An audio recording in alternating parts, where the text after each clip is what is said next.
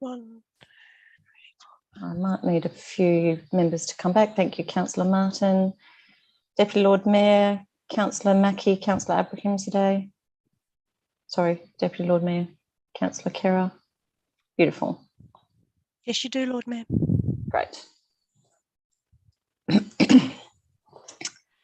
So, members, I declare the reconvened meeting of Council open of Tuesday, the 8th of March at 5:30, and advise that this meeting conducted remotely will be recorded and streamed live to the City of Adelaide website.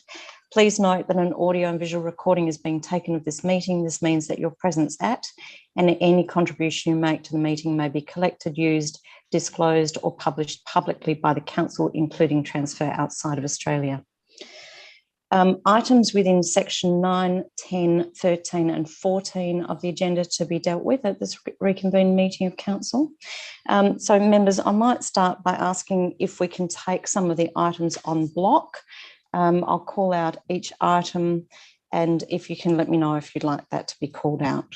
So just by raising your hand, and I'll just double check that I can see everybody's hands. Just one moment.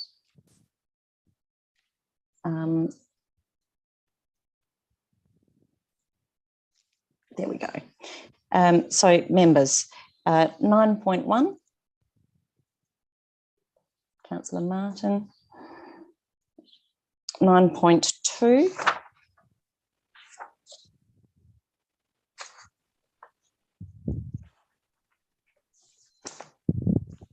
Sorry, no hands. 9.2, 9.3. Councillor Martin. 10.1. 10.2. Councillor Knoll. 10.3. 10. Sorry, is that Councillor Martin? Were you calling that out? Yes, thank you. 10.4. 10.5. That's of course. 10.6.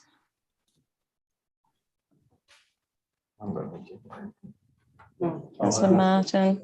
10.7 and 10.8 we need to call out anyway. 10.9.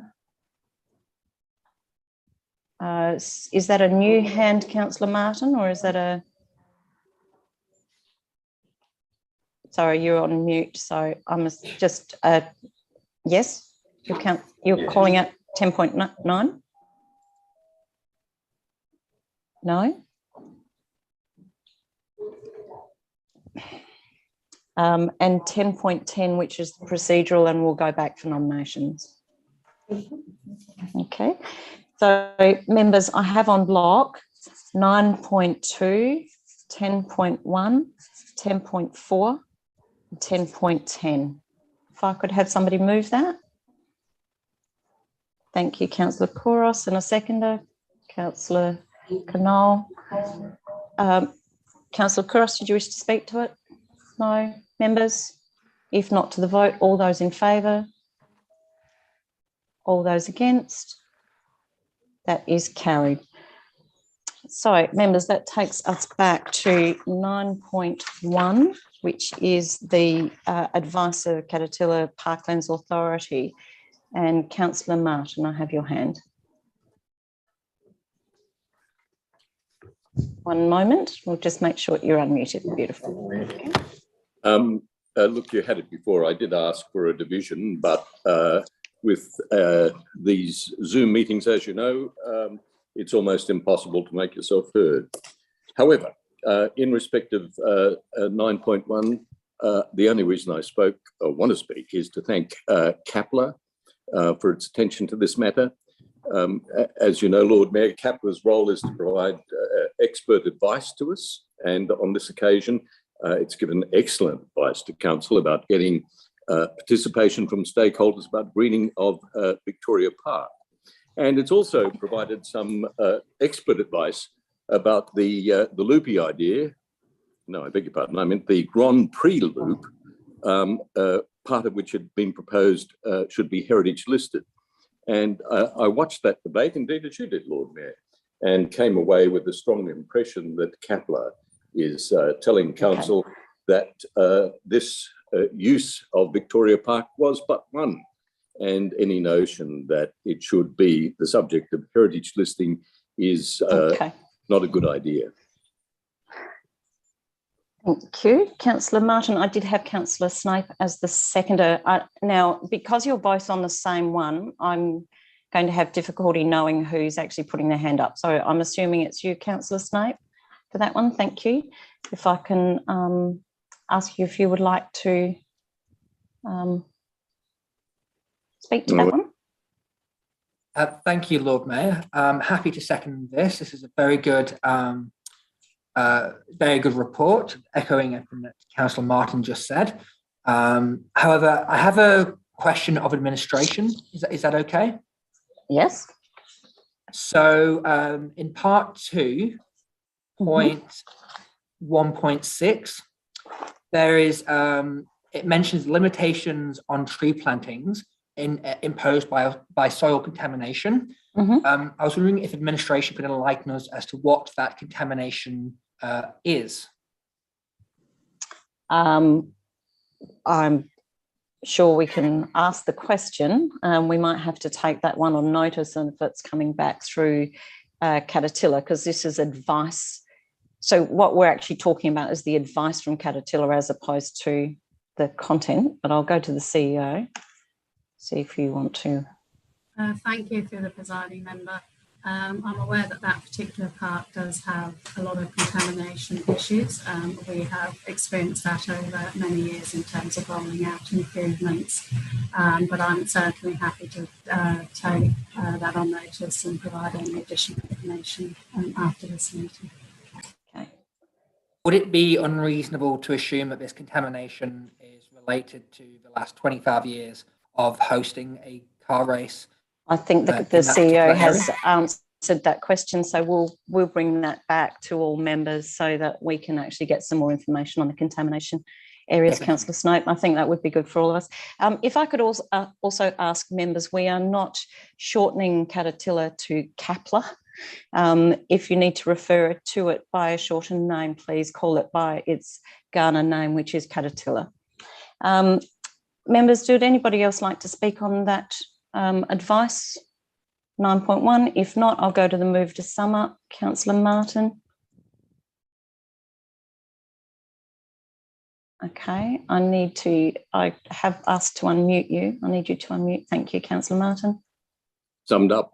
Thank you. Members to the vote, those in favour?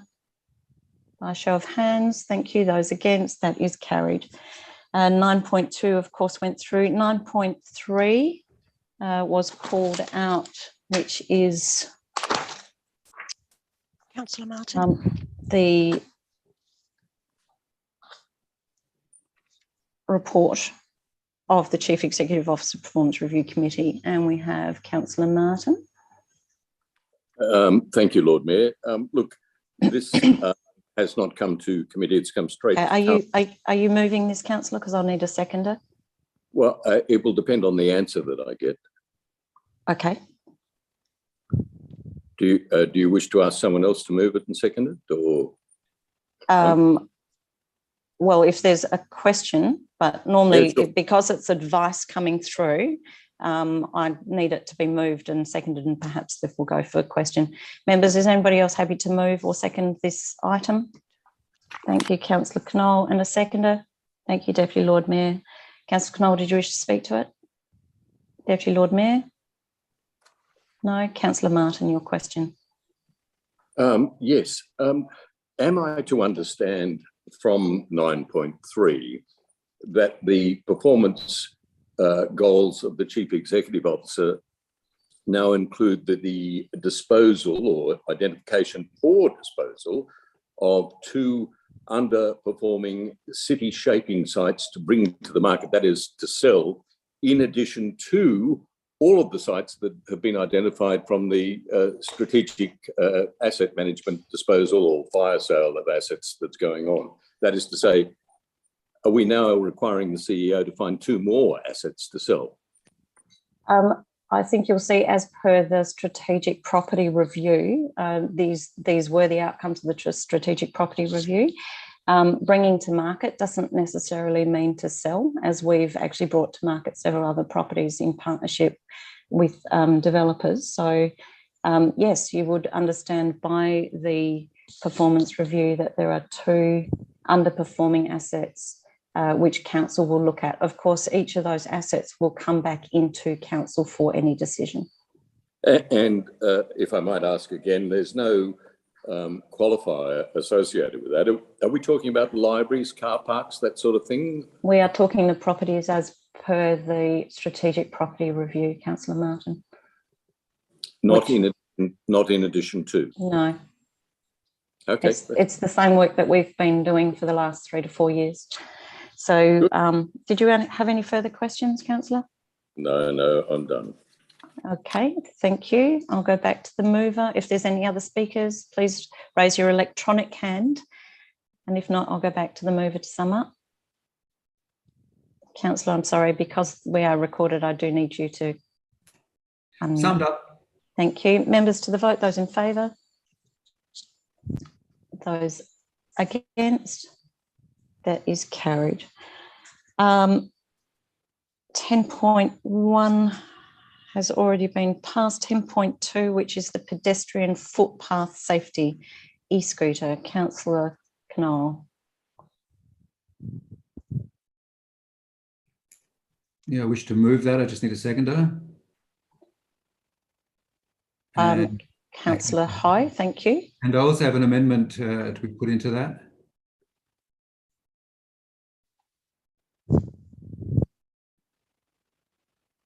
Okay, if we can have a look at the alternate motion that you're putting forward, because Councillor High will have to see that before he agrees to second.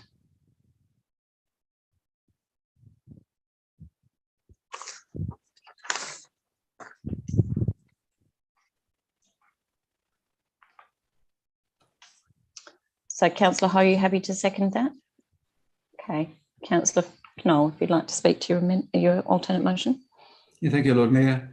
And I'm not muted. Now, I've only added this to the motion because in the conversations that people have had in regards to, the scooters, etc., and on the footpaths and how they have been cluttered, and obviously there has been conversation around finding docking stations and things like that where we can tidy them up in the high traffic areas.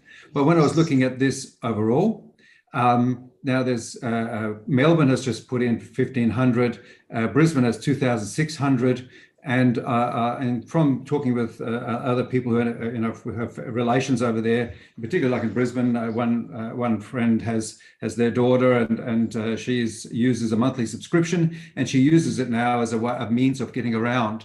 And I thought it may be a time to have a conversation with or ask the Transport Minister, whoever that may be, about revisiting this, because we were the first ones to put this on the agenda, and hence we have quite a conservative approach. And I thought if we're able to just ask that question again, and then revisit it in the light of all the other information now coming from all the other jurisdictions that are running scooters, and seeing if there is an opportunity to vary how they run, because if we're able to get them onto, say, bikeways and other safe ways of getting around, then obviously that's an advantage, and it helps to start to get people thinking differently about how to get around the city. But also note that in the city of Untitled, when the mayor there spoke about it, he was talking about it being used for commuting. And I thought, here is that, and here is Norwood St. Peter's, and they all have the scooters. Now, is this a time where we can start having a broader look as a network? Because we want to improve cycling and alternative networks, but here is an opportunity to work together with other councils and potentially have the scooters as part of that alternative transport mode, and finding a new way to use them better, and thereby we can integrate that into our city access strategies and things. and and just adapt them so that they fit in better to that alternative way of getting around. So that's all this is asking for, is to look again and asking the minister to have to revisit this in the light of all the other information, and just to be able to get if we can improve that network, improve their use, and to see how we can get greater value, and also encourage people onto other modes of transport that are healthy.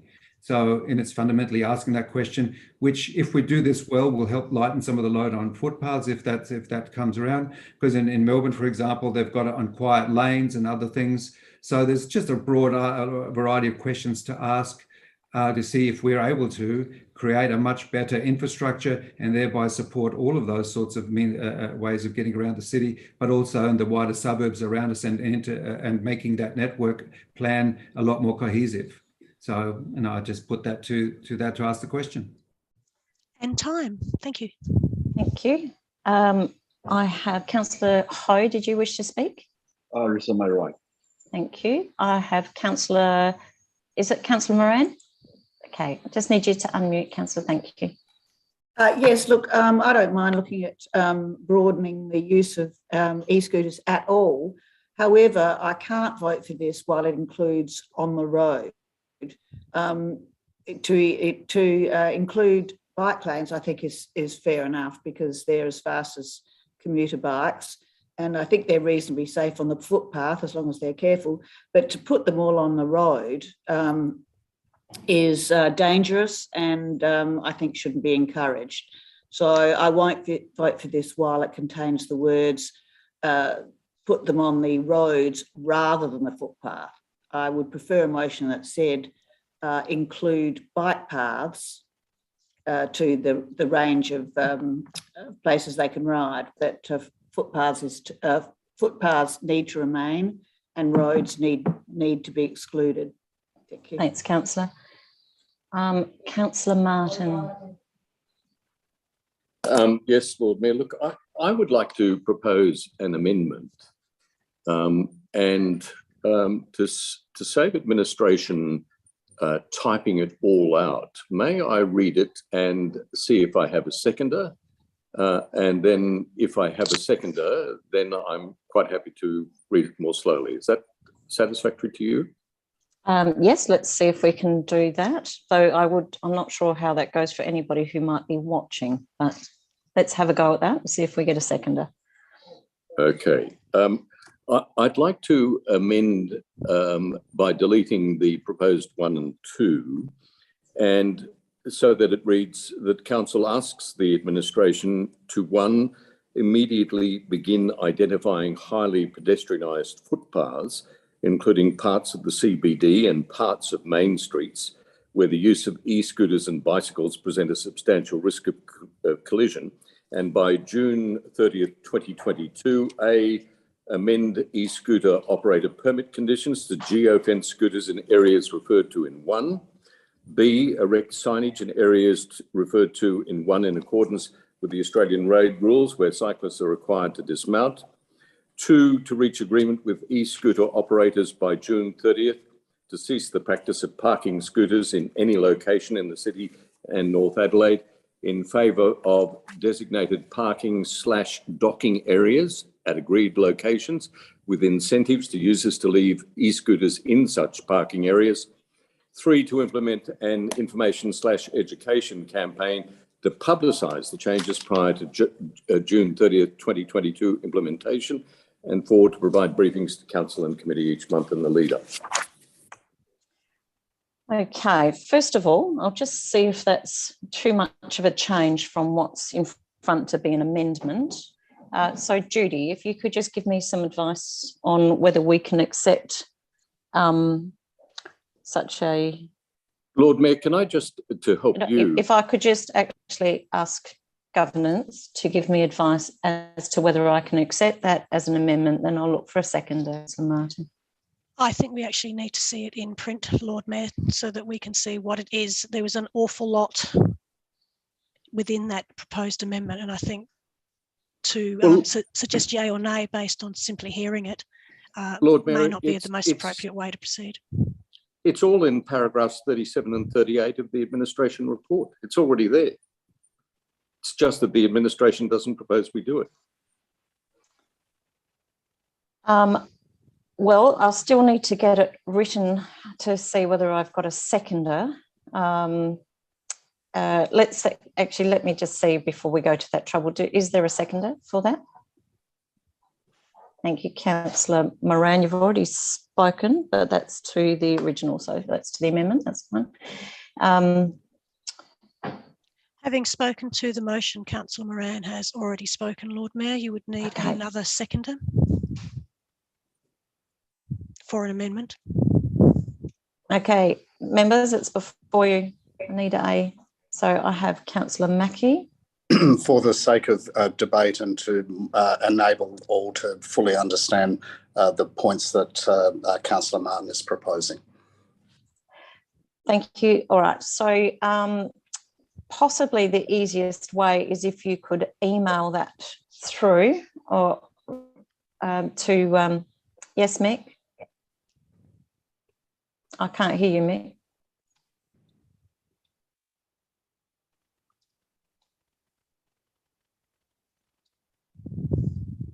I don't know why I can't hear you because it doesn't say that you're on mute, but.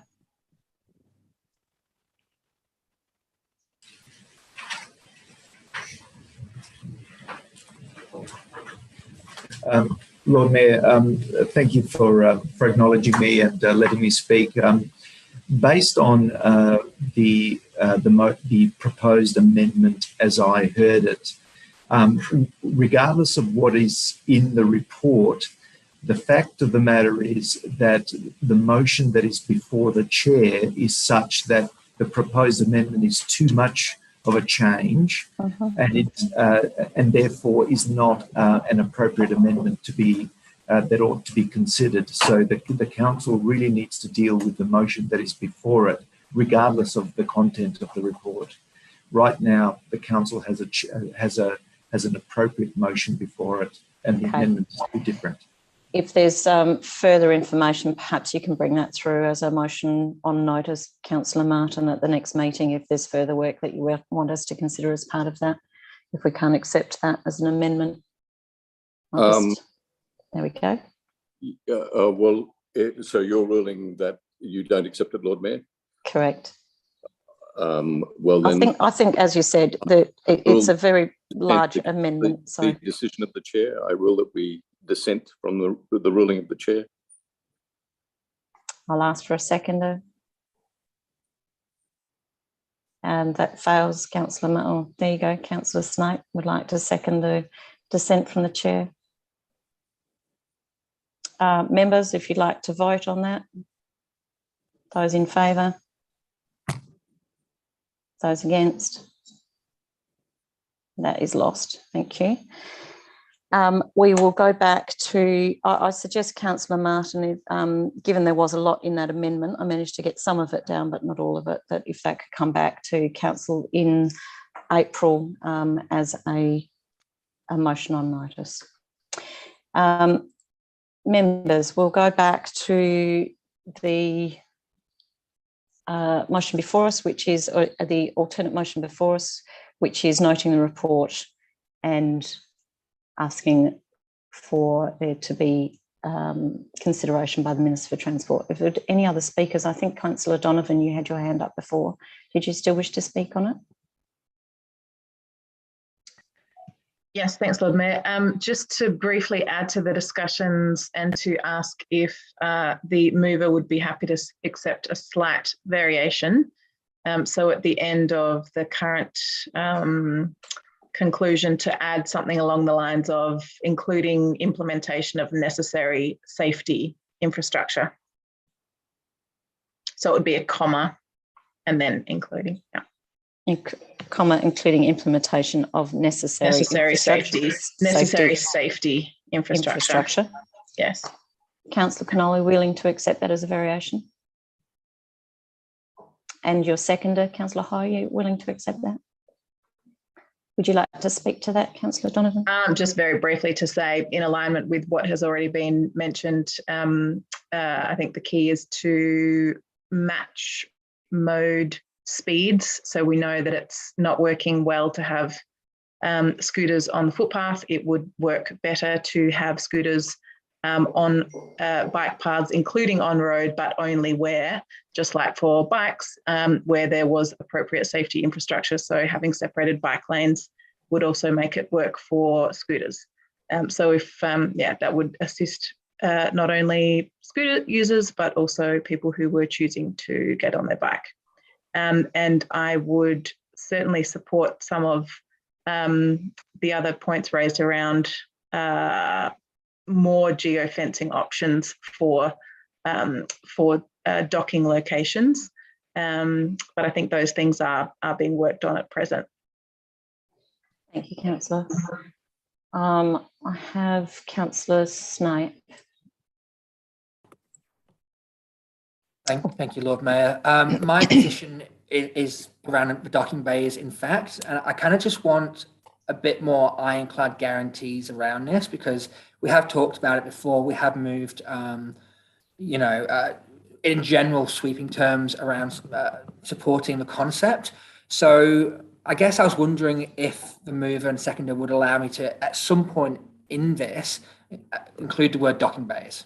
That's all I'm asking. So perhaps at the end, implementation of necessary safety infrastructure and docking bays. Is that something? If docking bays or designated parking areas, because a docking bay sort of assumes that you're actually docking a bike into something like a recharging station, whereas I think we need to be careful of the terminology we use. I think docking bays are what has to happen.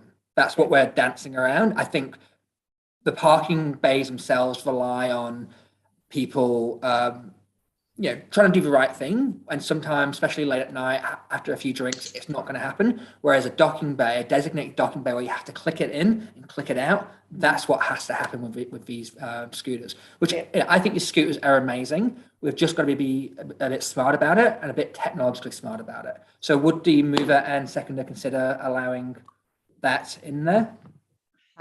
In what way? I think you actually I guess at the end, I would say, and docking bays. So I will go back to the mover. Councillor Knoll, would you like to include? So it will read, including implementation of necessary safety infrastructure and docking bays.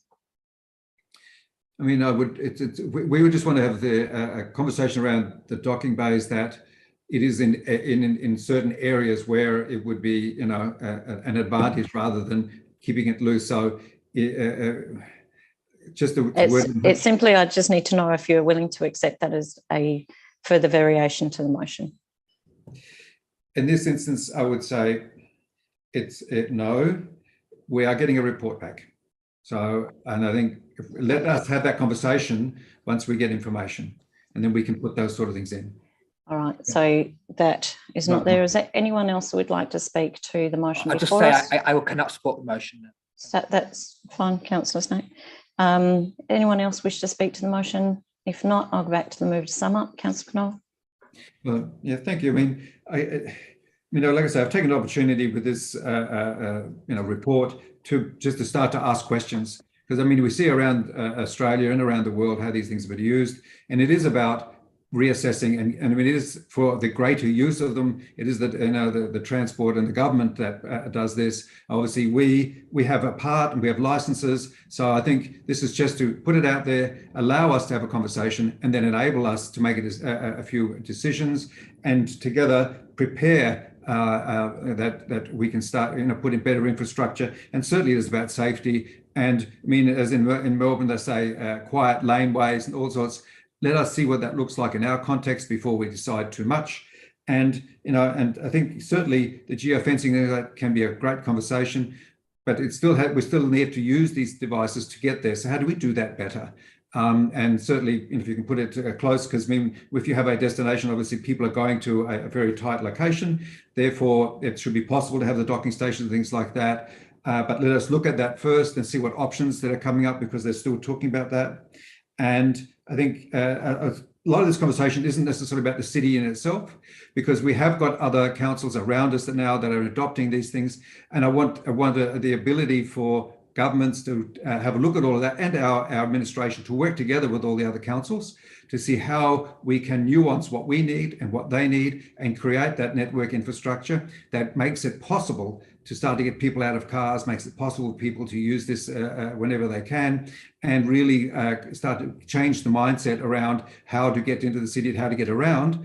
But by starting incrementally to improve what we're doing, using the data that's available, using our streets and how we set them up, and so that we're enabling, a strategic way of enabling people to do this. And if we can get a 5 to 7 kilometre increase in the radius of where people are using these sorts of scooters, etc., with their bikes and the underlying infrastructure, that would be amazing. That means that we could start to change the mindset, enabling people to come into town, and hence it's first ask those questions, get the information, come back, and then let us see how we can together with the other councils, our bit for us and what we need, and them for them, so that we're able to then put together something that will really be valuable and be a jump forward, because we now have that chance. The others have done the next step. We should be able to jump over what they're doing and going into the next level, having seen how this is rolled out around the world.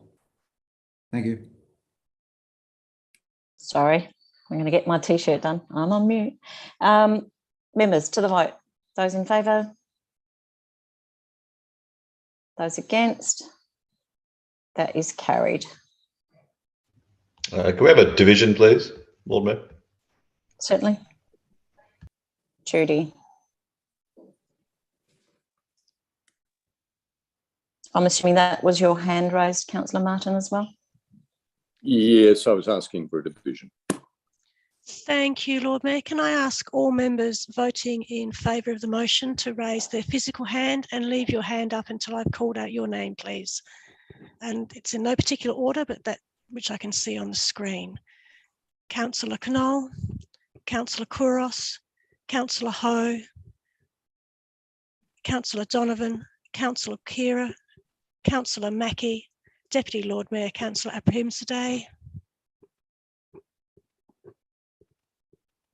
Good. Thank you. Members, that takes us to 10.3 on tonight's agenda, which is the Resource Recovery Strategy Progress Report, and I'll look for a mover. Electronic hands, please, members. I'll look for a mover. Thank you, Deputy Lord Mayor, and a seconder. Thank you, Councillor Knoll. Deputy Lord Mayor, did you wish to speak to it? I've just lost you. There you are. Sorry. There we go. Reserve my right, thank you. Thank you. Councillor Knoll, did you wish to speak to it? Reserve my right as well. Thank you. Would any other members like to speak to this report, 10.3? If not, I'll go back to the mover to sum up. Deputy Lord Mayor.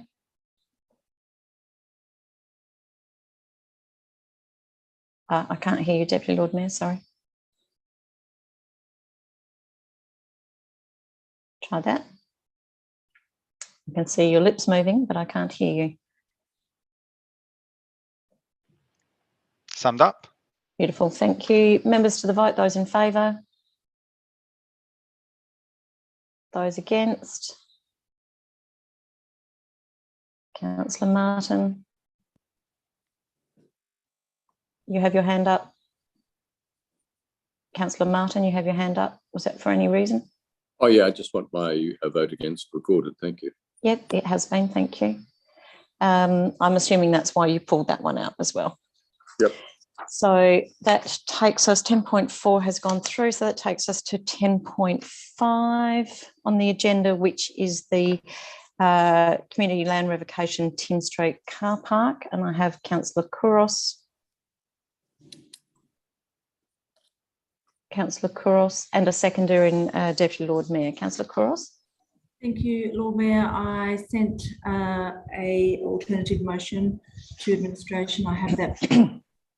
I'm asking for this matter to be deferred to allow administration to undertake a detailed review which could assist council in its decision making, and I can't read the rest, and that this review includes the outcomes of discussions with the adjoining properties, tenants and businesses on the street, potential future uses and any impacts to services and or parking within the precinct. Thank you. Did you wish to speak to it? I it speaks for itself. It needs further work. We need to have further discussions.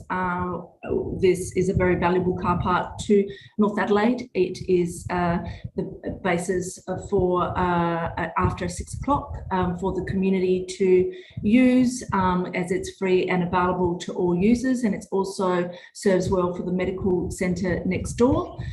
So I believe that we should look at this further and come to council. Thank you. Deputy Lord Mayor, did you wish to speak? Yes, Lord Mayor, only to say that I support this wholeheartedly. I think we should have the information and data at hand before making a decision. As Councillor Kouros mentioned, this is an important site to the North Adelaide community, so it's only fair that we have all the information at hand before making a decision. Members, I think, is that Councillor Moran? Thank you, Councillor Moran. Oh, my apologies. There we go. Yes, it's a rather, I will support it, it's a rather wordy motion. What we should try to get used to is more plain speak. Obviously, the most ideal sale for this car park is to the medical centre next door, which is losing entire medical practices because the car park there that they already have doesn't accommodate enough cars. And having spoken to them in the past, I imagine that they'll build a multi-level car park there, not a skyscraper, hopefully. Hopefully an underground one. But I think to waste sense, I will support this motion because it's in the right direction, but to set the hairs running without in so many directions, I hope the administration really don't do all that they go to the doctors and give them the first right of refusal. I think first we need to know. We're not talking about an expression of interest yet. We're actually just talking about whether we want to defer to have that detailed review. So if you're happy to have that detailed review, Councillor Moran, because that's before we go out to market. Excuse me, Lord Mayor, I'm debating the issue. Once again, you've interrupted in the middle. I am talking about the subject. I am saying that I will support the motion. I'd appreciate it if you would mute yourself so that I can have my 3 minutes not being interrupted. I am talking about the subject. I'm not talking about Mickey Mouse and Disneyland. I'm talking about the land there. Thank you very much. This is a very broad motion, and as I said, I wish that it was simpler and that the only really person that we should be selling it to is the medical practice next door. Brenton Grigol on the other side is also a co-owner, but as the report said, it is not a pub, it is a private residence. So obviously the great need in that street is for the medical facility to have ample car parking. And I think that's what Ms. Kouros is actually aiming at, but hasn't really pinpointed the idea. But that is who we should and must sell it to. So I think we've really got to look at all the things, particularly what we want to ask for it. We don't want to give it away in the fire sale of other properties. It's a valuable bit of land, but it's really only valuable to us and the medical facility. So we have to join up with them and get a plan for what they'll use it for. Thank you very much, Lord Mayor. Thank you, Councillor Moran. And what is before you is an alternate motion asking for us to do a detailed review as opposed to who we're going to sell it to or how. So thank you. I would like, if there's any other speakers, I have Councillor Martin. If we can speak to the alternate motion before us, please, Councillor Martin. Yes, look, I'm happy to do that, Lord Mayor, although I do endorse Councillor Moran's remarks. Look, I also would like to add that although the medical centre is a great user, I know that at night people use that car park to go out and park while they're eating and visiting pubs and the like in North Adelaide. But look, I do want to add, and I think it's important that the administration takes this on board. A ratepayer said to me during the course of last week that this, for him, was very dysfunctional thinking, in that one side of the organisation is closing 88 O'Connell Street car park to allow the development of 88 O'Connell, and the loss of a substantial number of car parks. And seemingly another part of the council is aiming to sell a car park at the same time. And so we're actually taking from North Adelaide a large number of parking spaces at the same time, with the consequence, and I do ask the administration to consider this, with the consequence that there's increased pressure on parking in the streets of North Adelaide, and the consequence that there will be fewer people able to visit not only medical centres, but restaurants, cafes, hotels, and the like of an evening when that parking lot is at this time available. So yes, this is important. If the administration, I know the motion doesn't suggest it. It's not an inclusive motion in that sense. But if it could also examine that issue of parking in the context of what's happening at 88 O'Connell, that would be a good idea. My only regret is that for North Adelaide, we didn't do the same thing for Dunn Street car park. We just waved that through. Thank you, Councillor Martin. Are there any other speakers? If not, I actually agree with some of what you said, Councillor Martin, in that we do know that the parking is important around there, which I believe that's why Councillor Couros has brought this motion forward. So rather than us moving at pace, we can actually have a detailed review so that we understand the impacts of the decisions that might be made here. Councillor Couros, if you'd like to sum up. Thank you, Lord Mayor. Yes, car parking is very important in North Adelaide. It's very important for the businesses and for the community to go out to support these businesses. However, I do know that with 88 O'Connell, we are having some public car park available in there. So we've gone with a proposal which has enabled that to happen for the community. We already, I produced a motion to reconsider other aspects with Dunn Street car park and to not have that sold. So again, I'm fighting for 10th Street car park, and I don't agree to just selling it to the medical centre. It needs to be available to the community. We need to, if it's mixed use, some for the medical centre, if they want to develop it, but they have to give back to the community. I would not accept just to the medical centre and then there's nothing left for the public to be able to use there. So, you know, as we have all said, it is valuable to the businesses. Councillor Couros, as I said to Councillor Moran, we're not debating who we're going to sell it to, simply whether we're going to defer for the report. Sure, I understand that, Lord Mayor, but I felt compelled to actually speak to that after it's been said. I hope everyone comes on board to support this. I'm asking for further work to be done to consider the community and to consider the medical centre and for it to be a successful use for the North Adelaide area. Thank you, Councillor Couros. Members, to the vote, those in favour, those against, that is carried. Now,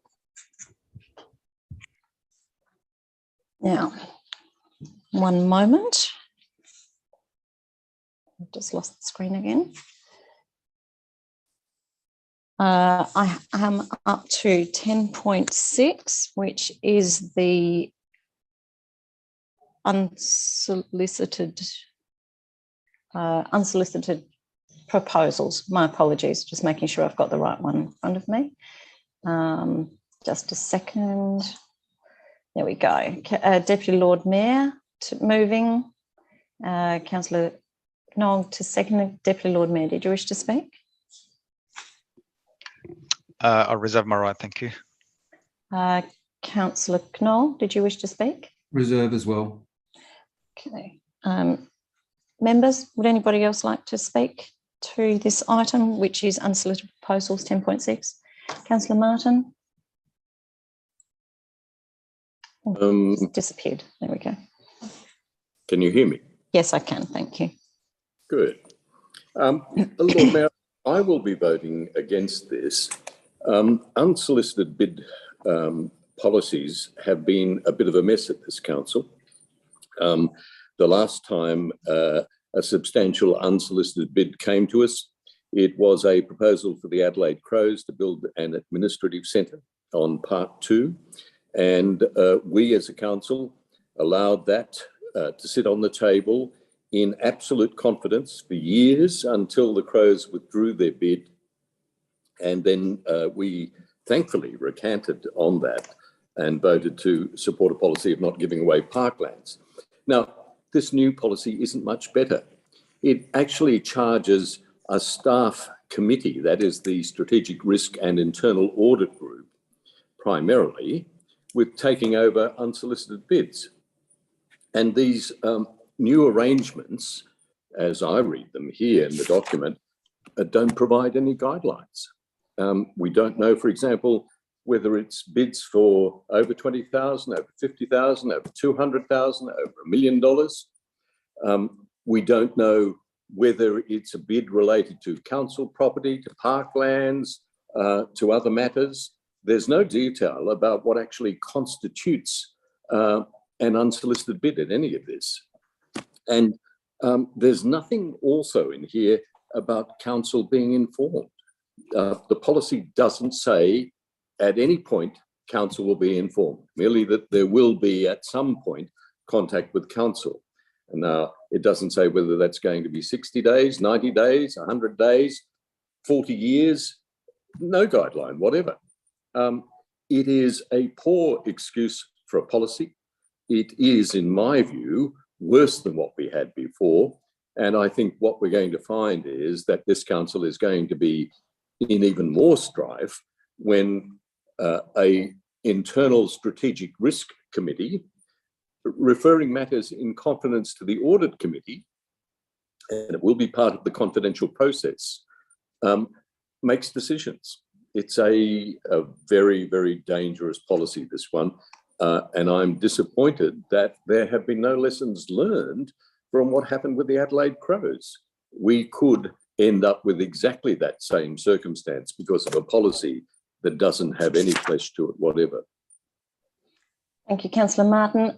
If I may then, to that point, because that's not how I read it, if I could ask the CEO, could you please clarify the process in terms of risk assessment through SHEAR and whether there's an expectation that that would be prior to coming to council for discussion? Thank you, through the chair. So as the report outlines, we have a highly regarded and across local government pretty confident, so one of the best processes in terms of how we assess and manage risk. And this council has won awards for its framework. That framework has been in place many years. Using our independent audit and risk committee as an advisory and to council as well as to administration is an extra step in a process that can be assessing unsolicited proposals. In relation to when and where council gets involved, obviously now, as has been my preference for quite some period of time, where it's a council asset or a public space, we would obviously work with council and more often than not undertake an expression of interest process so that all people participating in that market can apply. And it's a council decision in terms of who they support. So is there, so just in... now shaking his head, so I assume he's... well, I'm just sort of, in terms of the actual motion before us, it says notes that the receipt of external unsolicited proposals will be managed by SHREA and assessed using, so I understand that they will be managed and assessed, but it doesn't actually say that that's prior to discussion with council. So perhaps we can look to a variation on that motion so that it's very, very clear. I'm very happy for that to be moved from one of the council members, but I think just for clarity, it just needs to say something like prior to discussion with council, so that it's been through its risk assessment process and through the audit committee before it comes to council. I do note that your hand is up, Councillor Couros. I'm wondering whether you're happy to move a variation. Yes, I'm happy. Lord Mayor, I was just about to amendment. Yeah, I'm happy to do that. Okay. So if, Judy, if I could just get you to capture that. So after the word framework, prior to discussion with council, I think that may go some way to alleviating Councillor Martin's concerns and make it fairly clear that this is just an assessment process before it comes into council for discussion. Now, I just need to be able to see that on screen. Prior to discussion with council. So, Deputy Lord Mayor, are you happy to take that as a variation? Yes, and CEO, sorry. Thank you, Lord Mayor. Could we say prior to discussion and approval by council? Yes, we absolutely can. Councillor, I'll go to first to Councillor Couros and then to the mover and the seconder. Councillor Couros, Deputy Lord Mayor, Councillor Knoll. Yep, good. Councillor Couros, did you still wish to speak? Yeah, I do actually, because it clearly states the process in the report in which if, for instance, the proposal involves the parklands, then it will be put through APLA, it says in here. If it requires discussion with the Audit and Risk Committee, it will advise them as well. So it will go through a process before it actually comes to council for us to review. And although it doesn't clearly state, and I'm glad it does in this amendment, it does require approval by council before in regards to all the matters. So it's not as clean cut as the full control is by Sharia and that's it. And it's I don't think that we should be instilling fear in the public, because there is a method to it all. There is only another question I have, is that will they be heard in confidence, or are we always going to, or these matters or unsolicited bid proposals be heard in public?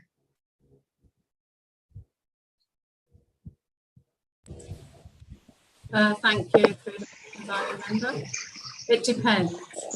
Some proponents may only want to approach us in confidence, and may want their ideas and proposals considered in confidence. That would be obviously at the decision of council whether they wish to consider that in confidence or not. But obviously, it's a public authority responsible for ratepayers' money. It would always be the administration's approach to encourage as much to be considered on the public record as possible. Yeah, I thank you, CEO. I feel that we've gone through this process, and I think the downfall was that we went straight to considering the unsolicited bid proposal without having any further workshop with APLA or any other of our committees. So I think it's a great way forward, and a great way to review any of these proposals that come through. Thank you, Councillor Couros. Councillor Martin, I'm assuming that's a question. Yeah, look, I'm grateful to the administration for providing clarity. If confidentiality is to be used or requested by proponents, what are the conditions under this policy under which the administration would agree to confidentiality? I can't find that anywhere. CEO, I would assume that each one will be based on its merit, and we'll come to council with that, and then we can vote as to whether we want it to be in confidence or not. CEO, is there anything you want to add to that? Well, I'd like to hear from the CEO. Lord. I'm asking the CEO. She was just unmuting herself. Just unmuting, and I have Nick just to provide some extra advice as well. Thank you, Nick. Just to add to the CEO's comments, Lord Mayor, any requirement to go into confidence would have to be subject to the provisions in the Local Government Act. you can't. It's not possible to provide a blanket answer about every situation that might come up. And as the CEO said, our preference is that that reports come to council public as much as possible. But where a matter might need to come to council as a confidential matter, there's only, I think, 8 provisions in the Local Government Act that allow for confidential items. So if it doesn't fit any of those, we would still have to put it in as a public report. We are constrained by the Act appropriately so. Thank you, Mick. Members, any other speakers? I have a hand up. I'm not sure. Thank you, Councillor Moran. There you go. Where are you? Yes, look, I'm just querying the last sentence prior to, what does it say there? Hang on, sorry. Prior to discussion and approved by council. Shouldn't it, would it be, I know we are a bit of a rubber stamp in recent times, but it possibly should say prior to discussion and decision by council. Put approval is, and decision is probably yes, that's a much better one. Thank you, Councillor. I'll just look to the mover and the seconder. Are you happy to make that small variation? Thank you very much. That's much clearer. Thank you, Councillor. Members, if there's no other speakers, I'll go to the mover to sum up. That would be Deputy Lord Mayor. Summed up. No, Councillor Couros, you are no longer the Deputy Lord Mayor. it's Councillor Abrahimzadeh, Deputy Lord Mayor. Thank you, Lord Mayor. Just to briefly talk about everything that's been discussed tonight, we were given an answer on a number of issues that were raised tonight 2 weeks ago during our committee meeting. And I think going back to the point that some other members were making about the previous policy or guidelines not necessarily doing what they were supposed to be doing. And so that's the reason why we're revoking them. Mm-hmm. I completely agree with what the CEO informed us of tonight in terms of having independent expert members who are actually able to look at this prior to that coming to council. And also, Lord Mayor, if we're talking about confidentiality here, if other parties, be it other local government authorities, other tiers of government, not-for-profit sector or the corporate sector, if they have intellectual property or discussions which are commercial and sensitive in nature, we should be able to give them that opportunity to have a discussion in confidence. So in saying that, I commend this to the council. Okay. Members, to the vote, those in favour, those against, that is carried. I'm assuming that is a division, Councillor Martin? Yes, please. Okay, members, division's been called, and I do have to interrupt because we have to adjourn the meeting and then reopen the committee and come back. So, Lord Mayor, can I ask that you adjourn at this point and then we come back to the division, please? Sure. Members, I look for a motion to adjourn. Thank you, Deputy Lord Mayor. Seconded, Councillor Couros. Members, all those in favour? Those against? That is carried. I'll hand over to you, Deputy Lord Mayor, to open committee.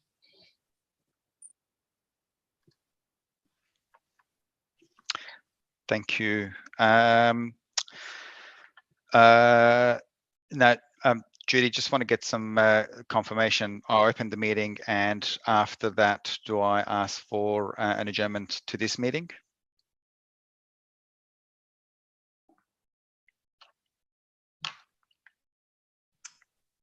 Judy?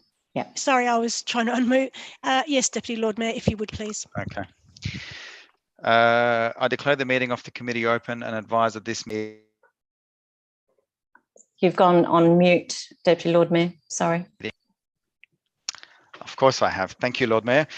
I declare the meeting of the committee open and advise that this meeting conducted remotely will be recorded and streamed live to the City of Adelaide website. Please note that an audio and visual recording is being taken of this meeting. This means that your presence at and any contribution you make to the meeting may be collected, used, disclosed or published publicly by the Council, including transferring outside Australia.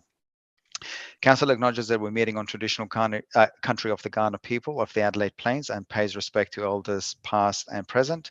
We recognise and respect their cultural heritage, beliefs and relationship with the land. We acknowledge that they are of continuing importance to the Kaurna people living today. And we also extend that respect to other Aboriginal language groups and First Nations who are present today. We do have Councillor Hyde that's on leave. So before going to item 3, am I able to have someone move to adjourn this meeting, please? Thank you, Councillor Kouros, seconded by Councillor Knoll. Members, let's take that to a vote. All those in favour? All those against? That is carried. Thank you. Back to you, Lord Mayor. Thank you, members. We had just voted on 10.6 and a division had been called. Over to you, Judy. All those members voting in favour of the motion as varied, please raise your physical hand and keep it remain up until I've called out your name, please.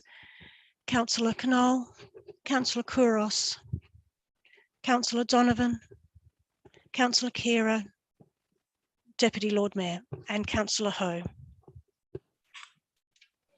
Okay. Thank you, members. That takes us to 10.7. No, that doesn't. Sorry, Councillor Martin. I think that's lost. I would leave that with Judy to see whether that's lost or not. I did not think so. Members, can I ask you to all raise your hands again, please? Sorry, we just lost Councillor Kira, and so I don't believe that is. He was here. He was there for the vote. No, you're taking the vote again. So if he's not here, he's gone. That vote's gone. That's their standing orders. So we've voted several. I'm sure it would have been counted before. So can't members. Sorry, I'm chairing. That's fine. Judy, can you tell me who you recorded, and so that we just know what's been recorded already? One moment. I'll just have to confer with Kylie. Sorry, through the chair, Lord Mayor. Those members that voted in favour of the motion were Knoll, Kouros, Donovan, Kira, Deputy Lord Mayor and Councillor Ho. That's 6 members and that is carried. Thank you very much, Kylie. Appreciate it. We go to 10.7 on the agenda tonight, which is a code of conduct. Councillor Martin. I believe you have to declare an interest for 10.7 and 10.8. Oh, right. Okay. And why am I, again, remind me, Mick, what am I doing? So in 10.7, it's subject to the investigation, and in 10.8, you're party to the investigation. So you have to have declare an interest for both of them. Yes, but I have to declare a particular interest and I've forgotten which one.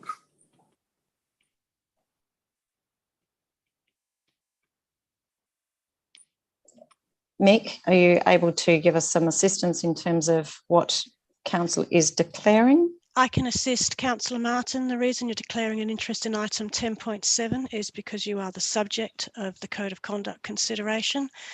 Following 10.7 is item 10.8, which is another Code of Conduct for which you are a member party to that particular Code of Conduct. Thank you, Judy. I think that's what I just said a moment ago. So that's a proceed or a material, or? It's your party to. It's not, it's your party to. So your party to is subject to the investigation in 10.7 and party to the investigation in 10.8. So if you'd like to declare your interest.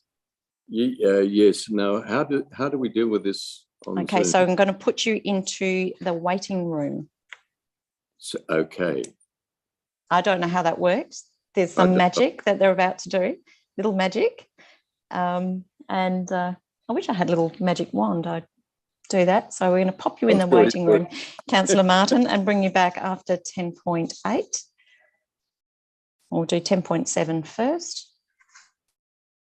Councillor Martin is in the waiting room. There we go. Members, 10.7. I will look for a mover and a seconder. Deputy Lord Mayor and a seconder. Is that you, Councillor Moran? Yes, thank you, Councillor Moran. Deputy Lord Mayor, did you wish to speak? I'll reserve my right, thank you. Councillor Moran, did you wish to speak? Sorry. I reserve my right. Thank you. Members, would anybody else like to speak? I'm just lowering your hand there, Councillor Kouros.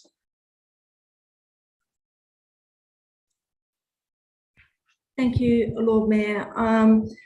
I just want to point out with this code of conduct the importance of ensuring that we give out the correct information to the public.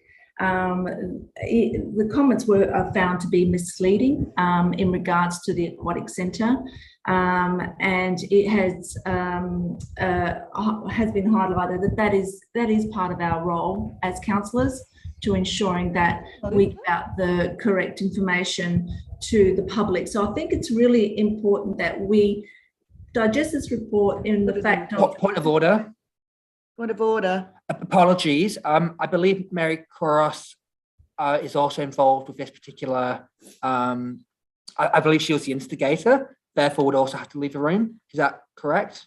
Okay, that's not in my... I'm just going to check. Thank you, Councillor Snape. One moment. Mick?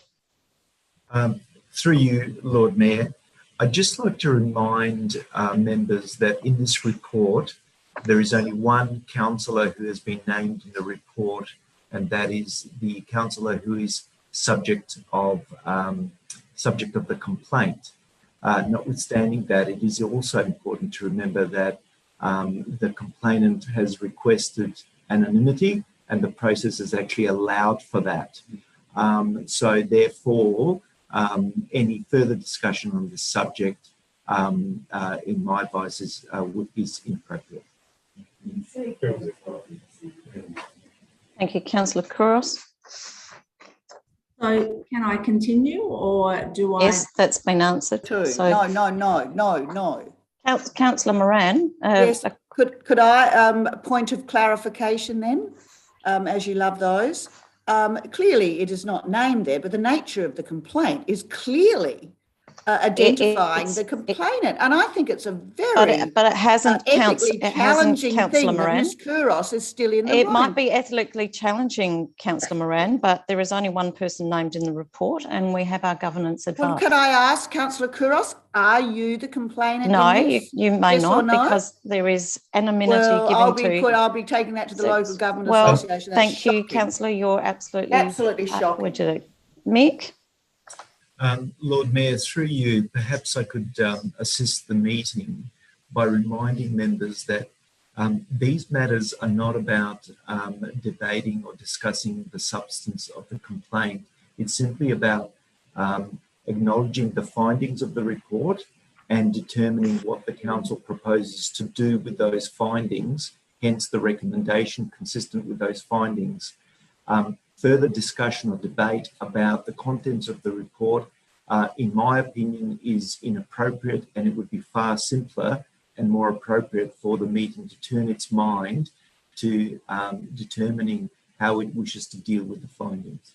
Okay, so Councillor Kouros, no more comments on the contents of the report. People can read the contents of the report for themselves. If there's anything else you wish to say on the motion before us, which is to note. I heard governance say that, but I mean, we're being restricted here. We're talking about the code of conduct, which is the basis of the report, but I don't understand why we can't talk about the code of conduct. Okay, so before us is a motion to note the reports and the consequence of the report. So if there's anything else you want to say that you haven't already said, rather than debate the findings of the report.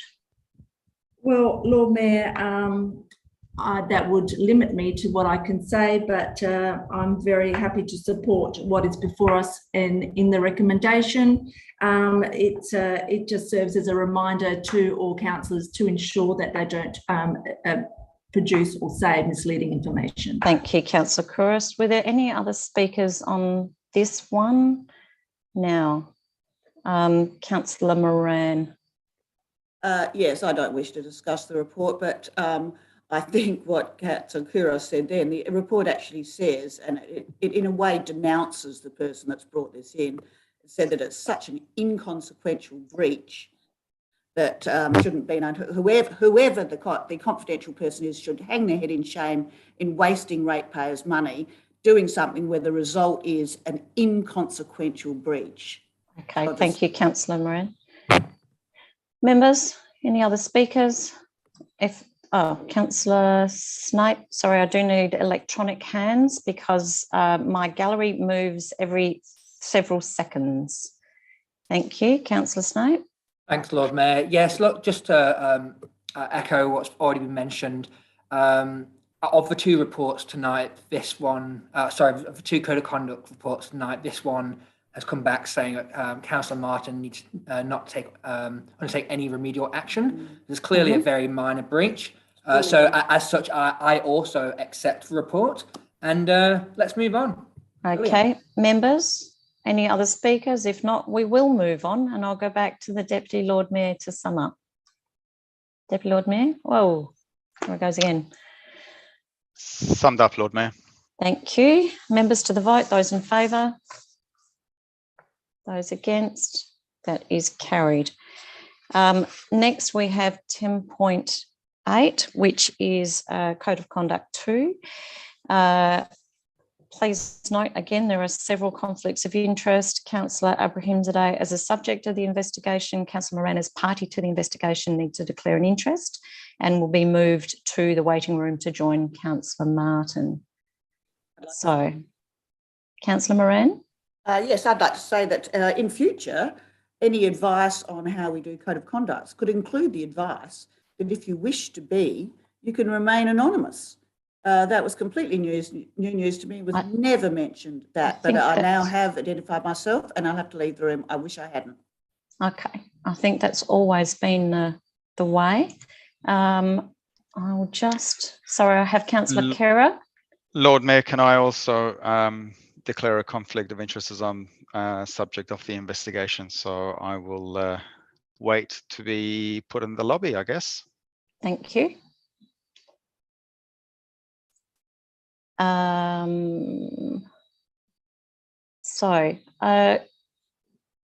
Is Councillor Moran actually left the room, given you were in the same room together, Councillor Snape?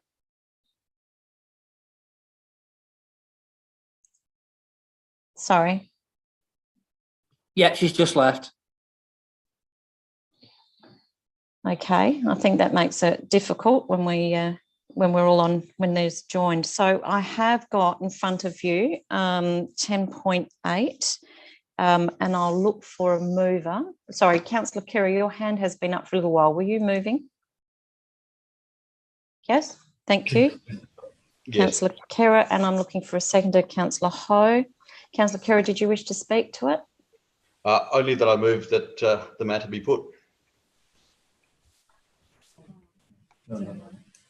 Councillor Ho, as the seconder, are you happy that the matter be put? Well, we can't discuss. Okay. We can't debate the no, we can't dispute. No. So okay. So members, you've got to vote. You've got a motion for you that the motion be put. All those in favour? All those against? And that is carried. Thank you.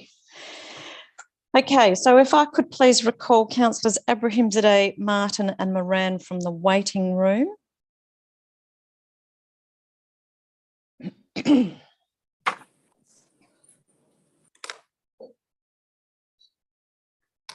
Lord Mayor, we have not yet moved.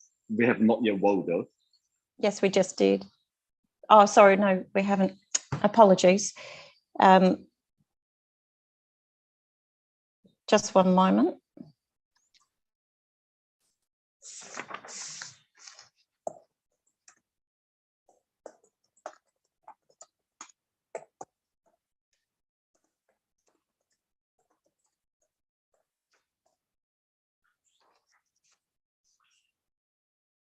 Let me just check what is going on here.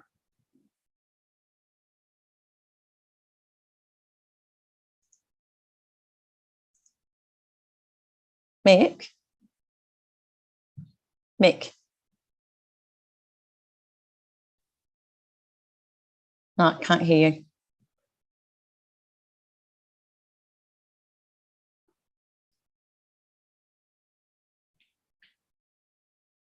So members, I just check who's in the room and who's not. So the motion we've said to put, so now go to the motion. I'm assuming I just go straight to the motion, Mick, to vote on it. That's correct, Rodney. Correct, thank you. Members, those in favour of the motion? Those against? That is carried, thank you. Now I can have councillors Abrahimzadeh, Martin and Moran. For whatever reason, my chat does not seem to be working when I'm asking governance advice. So apologies for that slight delay. Members, Councillor Abrahimzadeh, so councillors determined that you make an apology at a public meeting. Did you wish to make that apology? Yes, Lord Mayor, in relation to item 10.8 in tonight's agenda, I do apologise. Thank you.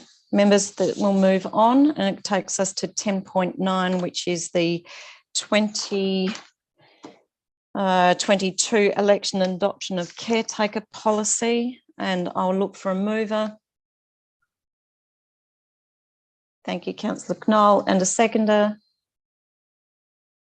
Thank you, Councillor Mackie. Councillor Knoll, did you wish to speak to it at all? I reserve my right. Councillor Mackie, did you wish to speak to it at all? Thank you, Lord Mayor. Just briefly, I appreciate the content and the provision of the effectively the Gantt chart timeline of critical dates. And I just take the opportunity to emphasise as underscore that which was mentioned in the report, and that is that we as a local government area and also the electoral commissioner recognises that we need to do more to get more eligible voters enrolled by the end of July. This is absolutely critical to the renewal of our democracy, and furthermore, it is a very necessary first step before we then treat with them and encourage them to vote, and that other candidates who might choose to nominate also treat and encourage them to vote.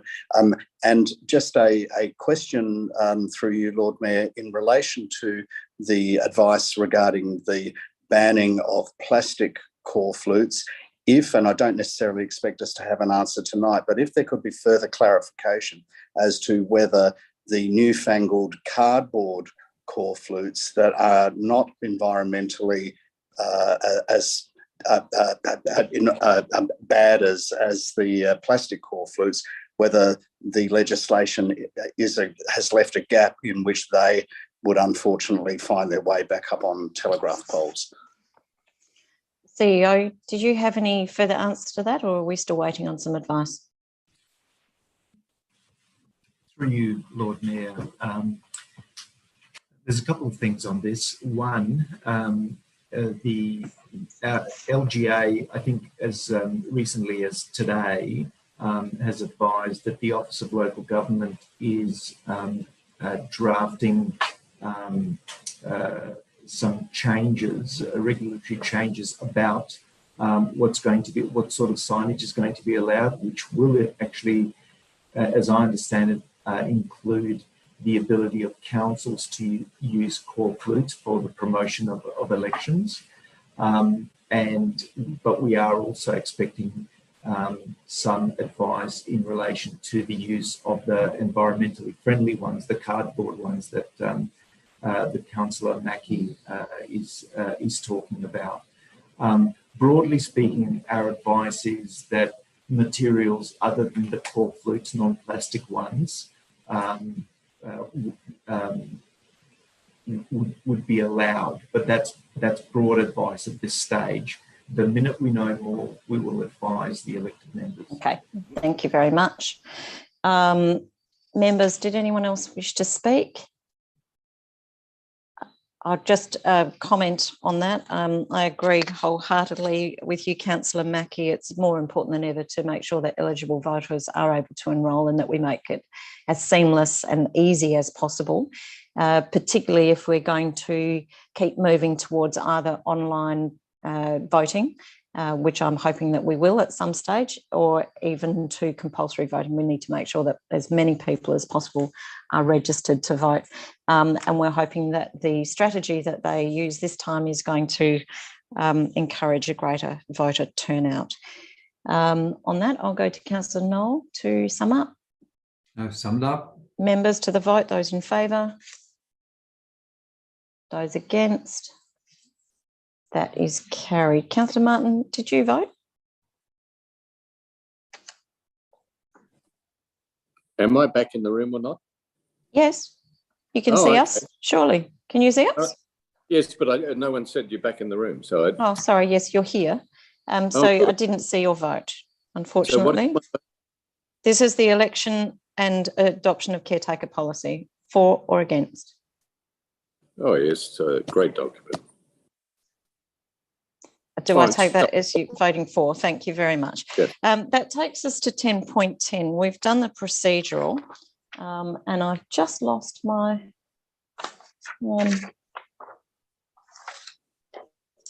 paper on that one. So just 1 second. I think we can approve up to 2 staff members. Yep, no. On. So nomination of up to 2 council members. So we've done the procedural, so I'll look for nominations from the floor. I've got Councillor, I'm not sure, Councillor Snape or Councillor, oh, I lost you. I'd like to nominate Councillor Moran. Councillor Moran, do you accept the nomination? Yes, I do. Okay. Councillor Mackie? Thanks, Lord Mayor. I'd like to nominate Councillor Martin.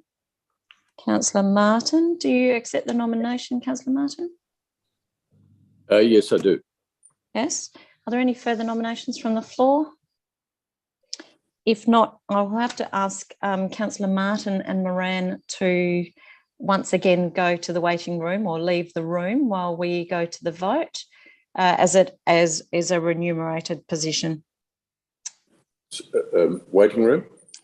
Well, you'll electronically be put in the waiting room, Councillor Martin. So if I just get you to wait for a moment, and I can see Councillor Snape that Councillor Moran's still in the room, so I might ask her to leave if she could leave the room, please. Either that or you're smiling at the wall. So She's just left. Right, thank you. Members, I need someone to move a motion to nominate Councillors Moran and Martin to go forward to the LGA for nomination of the Libraries Board. So thank you, Councillor Snape, and I'll look for a seconder. Thank you. Electronic hands, please. I did see your hand. Thank you, Councillor Mackie.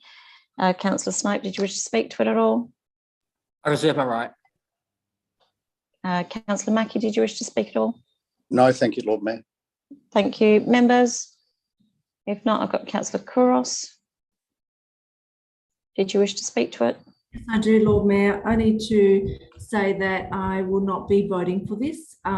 Councillor Martin, Councillor Moran have been subject to a culture investigation which shows them not being able to work well with staff. Councillor That has nothing to do with this before us. Mayor, but it's my reasoning to why I'm not voting for it. So I have to back that up. So to allow me the opportunity to why I won't be voting for Councillor Martin, Councillor Moran, and that's based on the cultural investigation report, which detailed as Councillor Moran and Councillor Martin as people that have directed.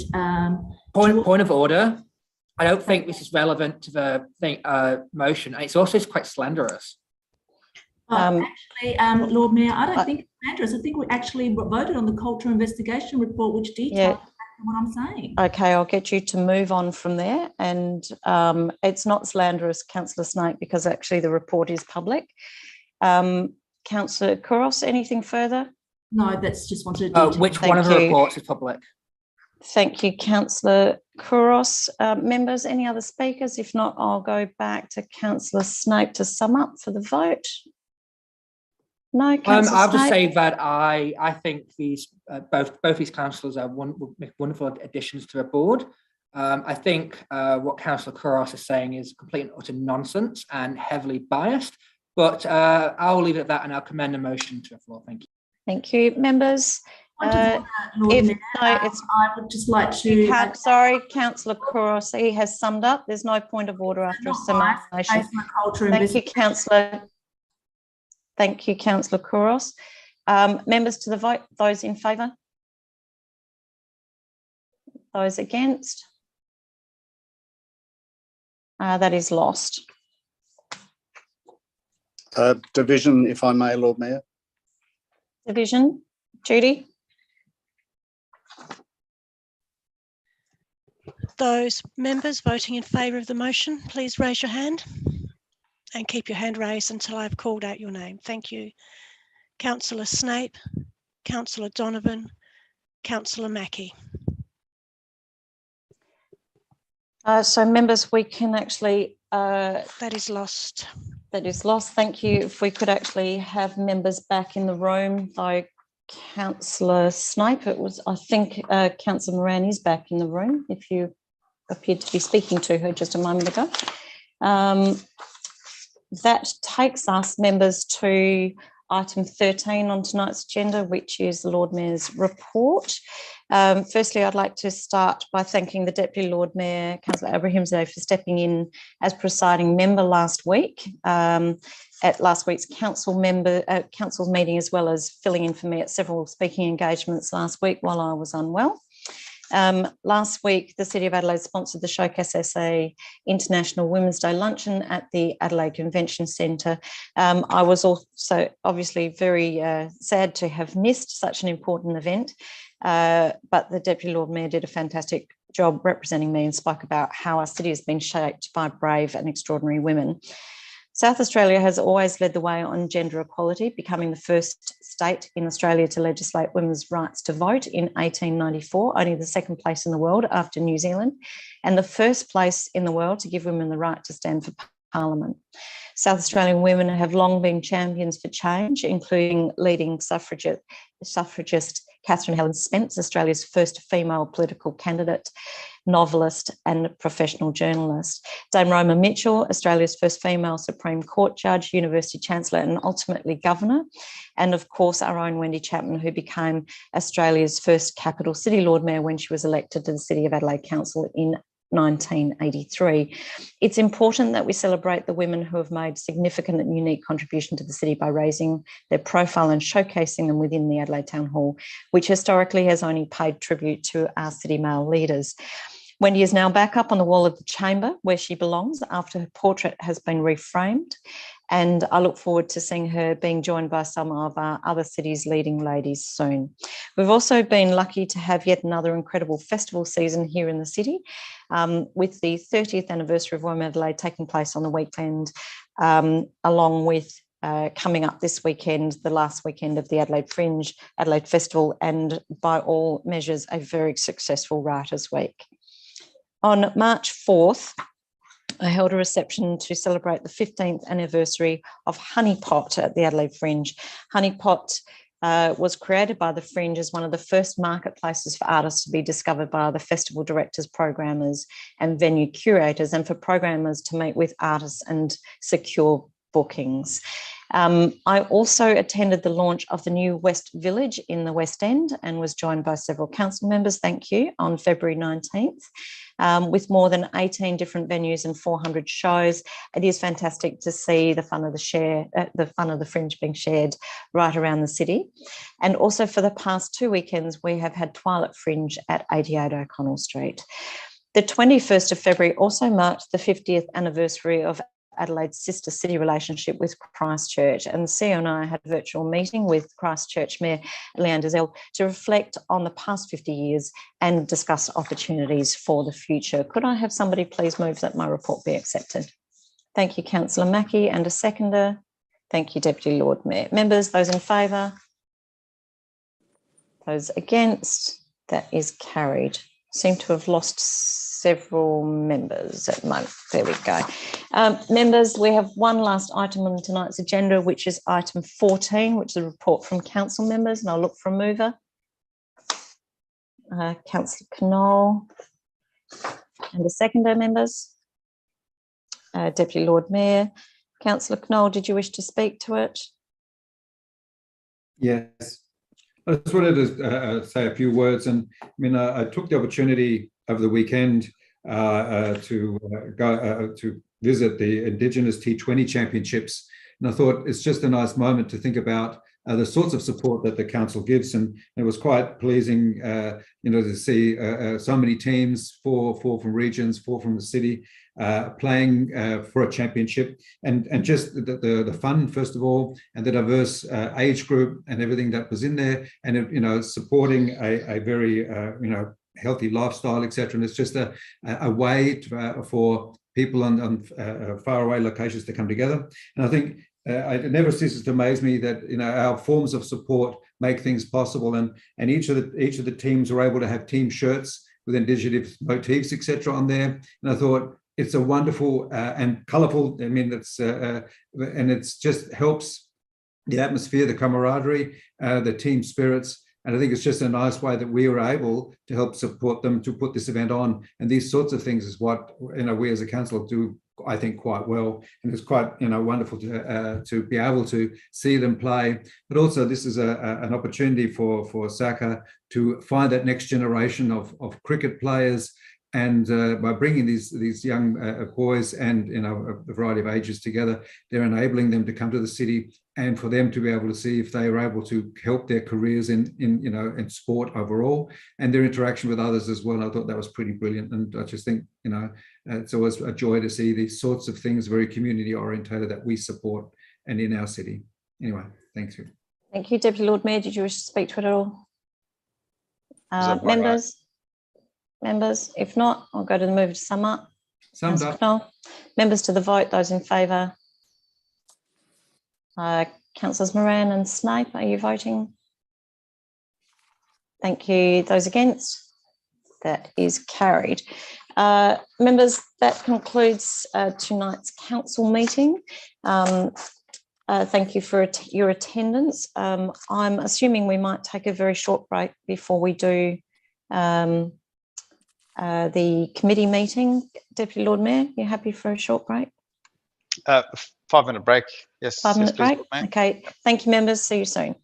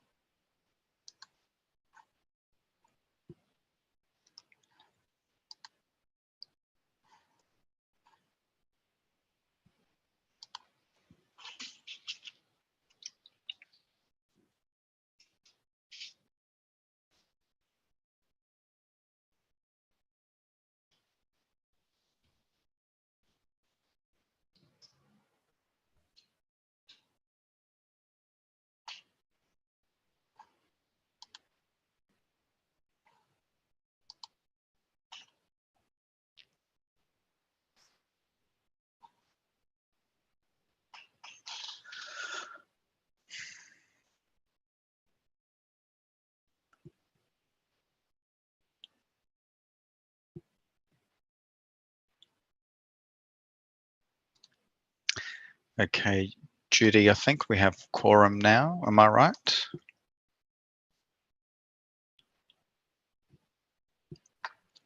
You are correct, Deputy Lord Mayor.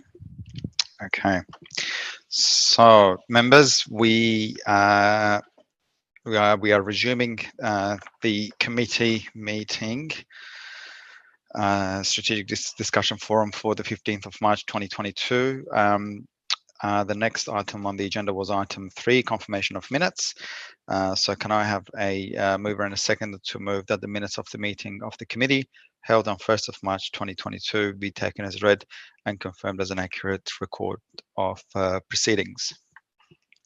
Councillor Knoll and moved. Councillor Mackie seconded. Councillor Knoll, did you wish to speak to it? Councillor Mackie, did you wish to speak to it? No. Okay. Any discussion on this, members? Be it that there is none, let's take that to a vote. All those in favour? All those against? Okay, that is carried. Thank you. Members, we have one item on the agenda, and that is the business plan and budget, strategic project and capital component. And I'll ask the CEO to introduce this item, please. Councillor Martin, did you have a question? Just a procedural motion. I'd like to move that the documents be taken as read. So I think the document is being taken as read, but I think there is an introductory component to it, which I'll allow the CEO to. I do understand, but I have moved a procedural motion. Just stay with me for 1 second, Councillor Martin.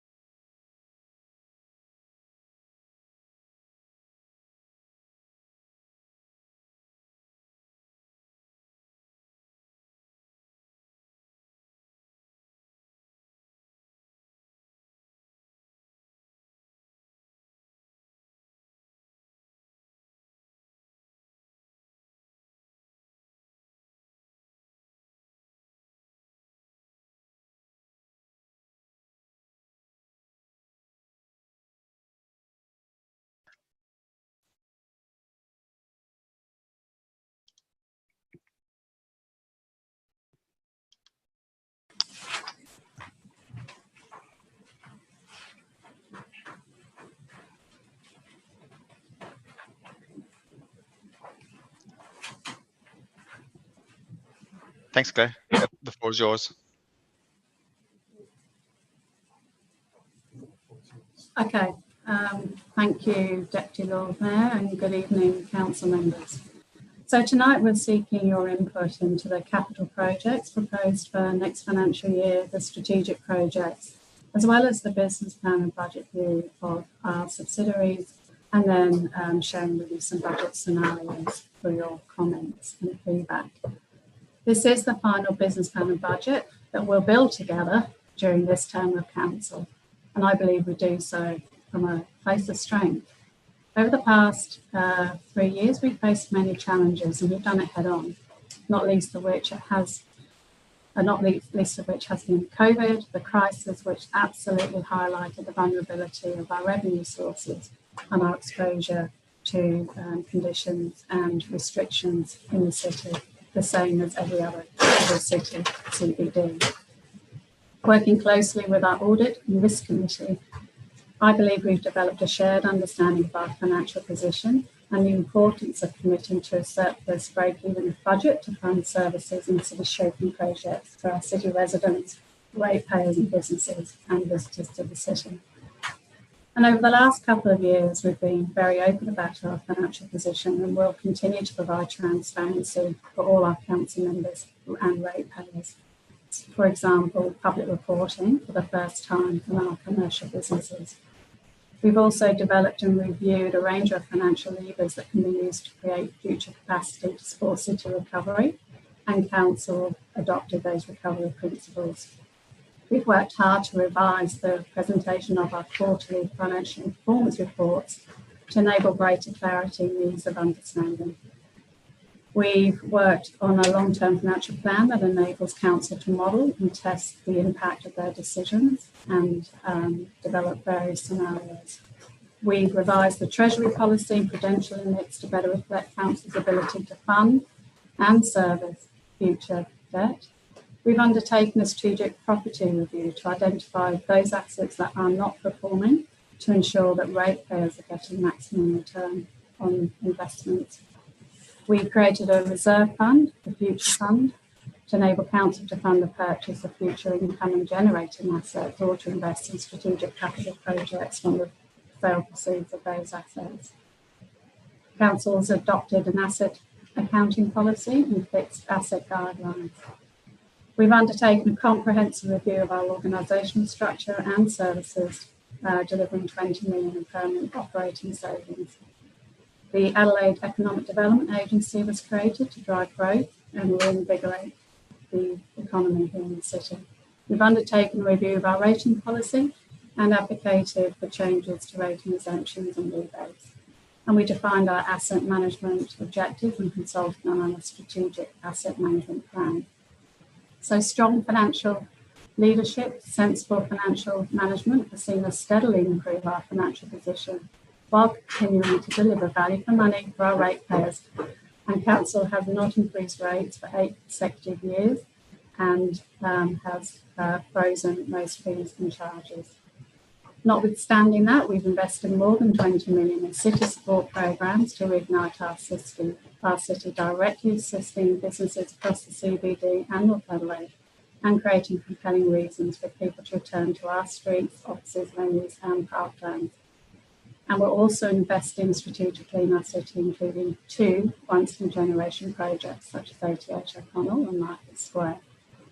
I'm really pleased that Council has come on this journey and has committed to the enabling priorities in your strategic plan around robust financial management, transparent decision-making and effective service delivery. And I'm confident that this draft budget helps continue that. And I'm also confident that Council will continue to make sound decisions to ensure Adelaide is a thriving city well into the future. And I look forward to supporting this Council deliver its final budget. So Grace tonight will do most of the hard work. She has just returned from a period of sickness. And so please bear with us while we work through that. We also have our subsidiaries here to share their business plan for next year. And obviously there'll be an opportunity to provide comment and feedback in any questions that you might have. And then we'll work through the last remaining pieces so that hopefully next month we can present to Council a draft budget for public consultation. And of course, we'll keep your views on how that consultation could take place. So I will now hand over to Grace.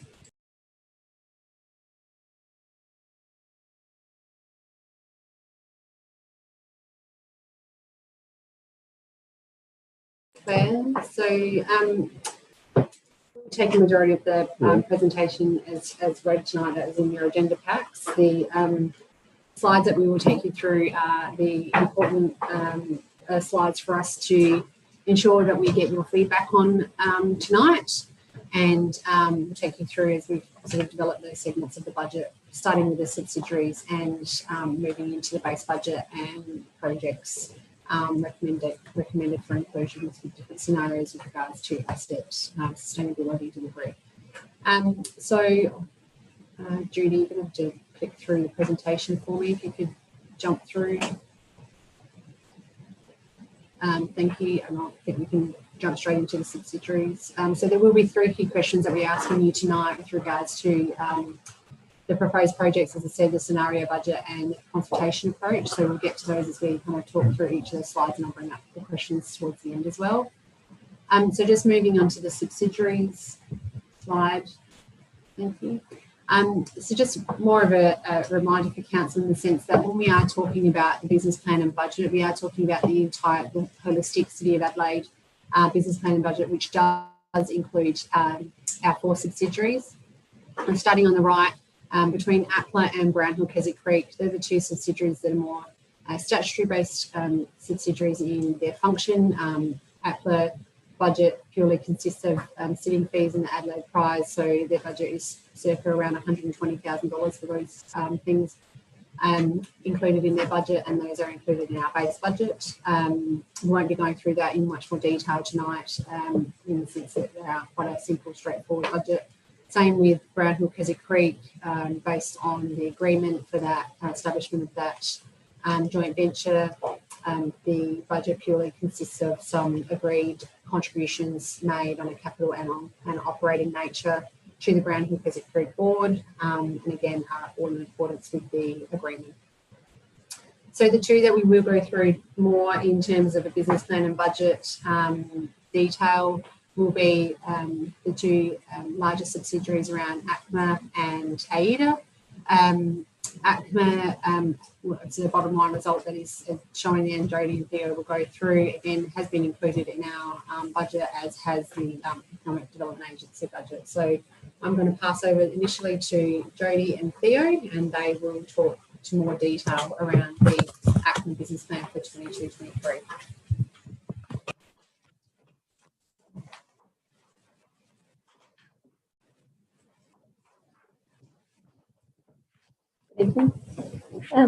Obviously, we'll take the business plan and budget for that Adelaide Central Market Authority taken as read. We're obviously transitioning to be financially self-sufficient in terms of our operations. So the slide that's up there at the moment is the objectives of ACMA as per our charter. It was reset in July 2021. And then the next slide is obviously actual 22-23 budget. So the position that we're putting up for 22-23 is almost $200,000 stronger than the previous year budget.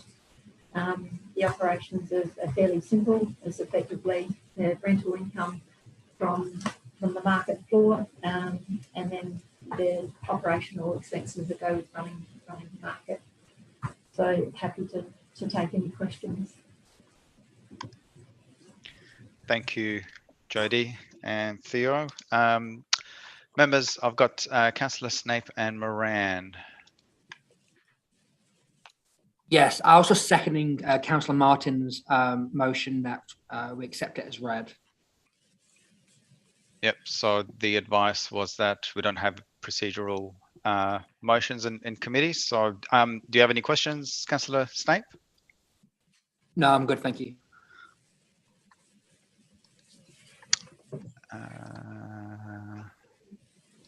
Councillor Martin? No, related to the previous matter, I just wonder why that message couldn't have been imparted to members of committee rather than we have to wait until this length of time to have a decision on that motion.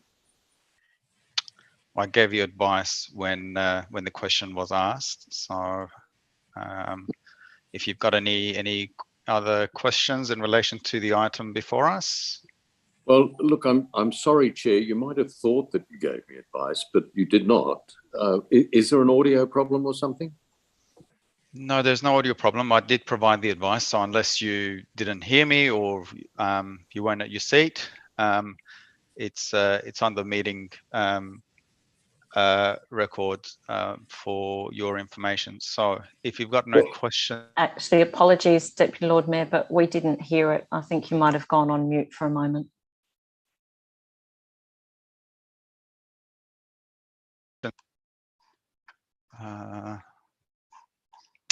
Okay. Can everyone hear me now?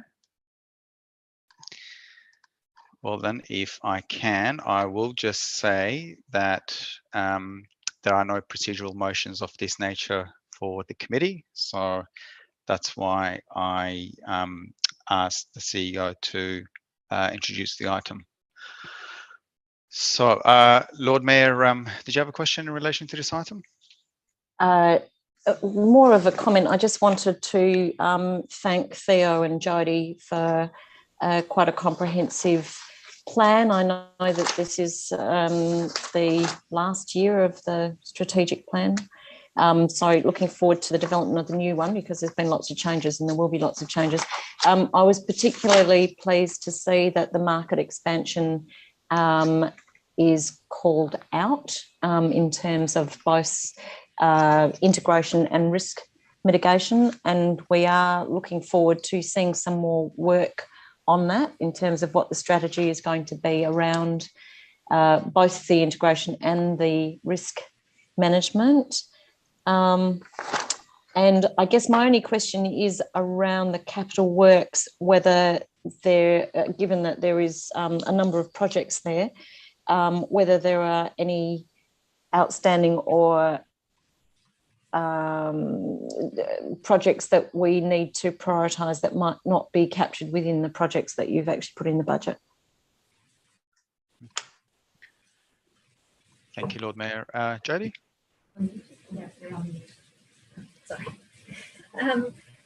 No, this plan for 2023 has been prepared based on a comprehensive lucid services and audit plan. And we've worked in conjunction with the City of Adelaide infrastructure team to determine what these projects. There are a number of projects that are currently underway in 2021 that will help us transition with the one market, but these were the projects that were highlighted in that services and audit plan that were required for 22-23. Thank you. Thank you. Councillor Martin. Yes, a question, Chair. Are you looking for comments generally about the document that's been provided, or specific comments about the reporting agencies, that is AIDA, Central Market and the others? So while we are looking at Central Market, we can probably keep those questions and feedback to Central Market. And okay. Yep. The floor is yours. If you've got a question. No, I have no questions about the Central Market. Thank you.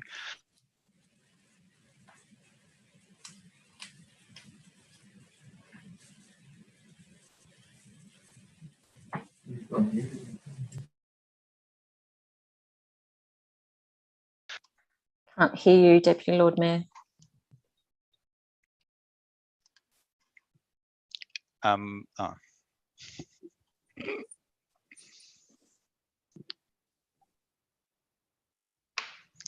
It says the host has muted me. Well, we can hear you again. Okay. Councillor Martin, your hand is up. Did you have a question? No, you were supposed to lower that after the last time I asked the question of you. That is, were you looking for comments more broadly or about ACMA? And you said no, you were looking for ACMA. Yep. Okay. All right. Thank you. Members, if there are no other questions, I'll head back to Jody to see if you would like to continue on with that presentation, or if there was anything else to add. No, nothing else to add. Thank you. Okay. All right. Thank you. So I assume if there's nothing else to add, or if there's no other questions, I will head back to the CEO to take us to the next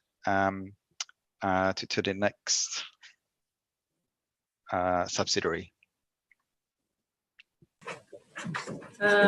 Thank you, Deputy Lord Mayor. Unfortunately, Nick Govan, Chair of the Adelaide Economic Development Agency Board, is on annual leave this week. However, Ian Hill, the Managing Director, will talk to the agency's business plan budget. Thank you, Ian.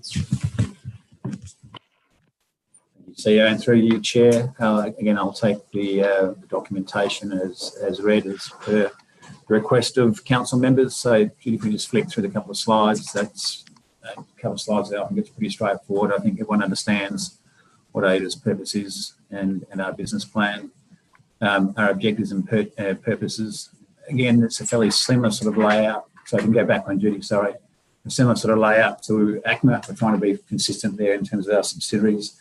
What I thought I would share with you though is just the process to date and getting to where we've got with our business plan for 22-23. So we've held a couple of internal workshops. We've got quite a few new staff and they bring fresh ideas and thinking, which is great. We held an external stakeholder engagement session. I think we had about 45 key stakeholders attend that, including the head of the South Australian Tourism Commission, some directors from some of our cultural attractions, people like Heather from the Fringe, advisory committee members, funding partners, people like Study Adelaide, and then a raft of business interests across the CBD and North Adelaide, which was great. We then have a dedicated board session to go through some of that feedback. And we've got a couple of dedicated just AIDA executive sessions to refine that into the documentation we have before you tonight. So we are pleased to present the draft from the board and now back to council for your consideration further to public release and a public consultation process. So I'm happy to take any questions on elements of the draft plan as you see it. Thank you, Ian. Members, are there any questions on what's before us?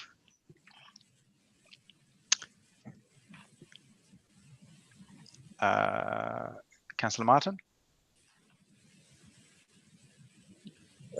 Yes, look, there's no mention, and as you'd expect, I would ask the question, there's no mention of any support for precinct organisations in any of the AIDA documents. Are they to be supported financially in the coming financial year? I mean, what is the agency's plan for precincts, Main Street groups? Back through the chair, thank you. Under the business investment and residential growth figure, there is contingency within there for the precinct groups, Councillor Martin, of $175,000, which is the current funding that's provided to precinct groups. So that number hasn't changed in the proposed 22-23 budget. I would like to think that the relationship between AIDA and the precinct groups is very strong. We've had a lot of engagement in the budget process, but also just in the way that they are being supported and they are working with us on various projects. So there is, just to clarify, there's $175,000 in a breakdown. I'm happy to provide that to you separately just so you can see it if that's required. Thank you, Ian. Councillor Martin, you've got your hand up again. Did you have another question? You're on mute, Councillor Martin. Okay, fine. I have to lower the hand after I've spoken on each occasion, or does the committee secretariat do that? I'm confused. I can lower the hand. I'll make a note of it at my end. So there goes. It's all right. There goes that.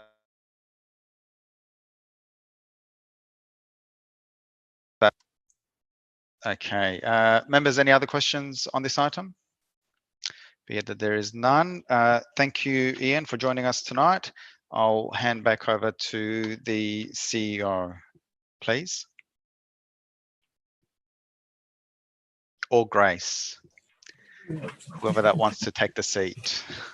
Thank you. Thank you, through the chair. So I think the next section of the budget then is really to look at the proposed projects for consideration and approach. So these projects will obviously be the ones that we provided to access to the members through the members portal to be open for feedback. And we did extend that time frame by a few weeks to allow additional feedback to come through. We didn't receive any further feedback, so we have basically just operated off of the list as we had it prioritised, and essentially we've compiled the information tonight to you in a further detail with regards to not only just using the prioritisation framework that we proposed to council a couple of months back, but we also looked further at the projects that were in the proposed list and assigned some further categories with regards to priority of delivery. So we looked at different categories around being business critical, whether they were related to the Reignite program, if they were related to a council adopted position already, if there were contractual obligations or if the projects were underway already, if there was grant funding received, if there was grant funding proposed, and any other opportunities or any relation to the future fund as well. So those categories is what we use to sort of help further decipher those projects in the only other way that we could kind of do that. So those categories are applied both to strategic projects and capital projects. With the strategic projects, the list that you'll see in the packs in there tonight, and we'll cover them briefly, they are really in there for information with regards to the types of things that we are delivering. The approved budget parameter that Council has provided us is that the budget for those strategic projects will be a maximum of $5.4 million. So that number is not changing.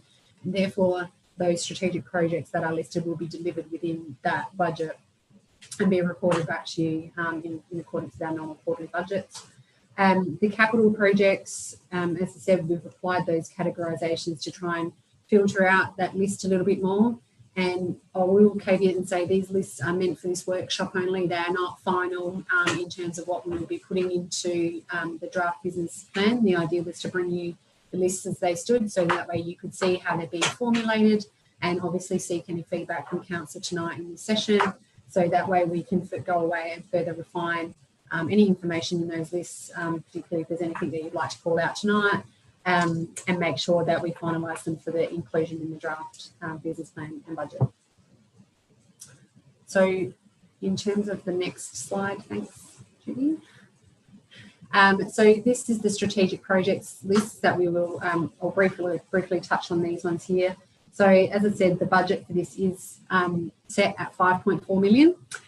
So these are really detailed in terms of just giving you a bit more guidance as to the type of things that we will actually be delivering out of that 5.4 million and why. And you'll see that some of this, as we collate this list, it comes to more than that 5.4. So we will be having to reprioritise some of the money in the allocation, particularly in those ones that are listed as other opportunities. But priority will definitely be given to those that are business critical, council adopted positions, where there's already receipt of grant funding, and then the other opportunities list is something that we'll work through in terms of being able to deliver that within the $5.4 million budget for the year. So I suppose there is a question that we have here with regards to the strategic projects. Is there anything that the council would like to provide in terms of feedback on what this proposed delivery list is, knowing that during consultation we'll be providing this list to the community. So the idea is really around not so much the funding side of this conversation, because as I said, the council has already approved the $5.4 million budget, but more so around does council agree that this is the right list to be putting forward in the draft business plan and budget, and therefore seeking community views around those projects. I'm happy to kind of pause there, but if we can leave the questions to the end, I'm okay with that as well. So, what I might do is just double check with members. Do we have any questions? If there is, we can jump onto it now. Otherwise, I don't see any hands up. So, Grace, I'll get you to continue on, please. Thank you. Thank you, Judy. Could I just get you to move through to the priority capital projects, please? Next one. Thank you.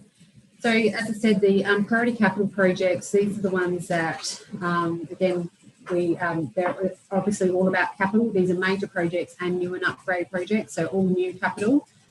These projects don't include anything to do with asset renewal.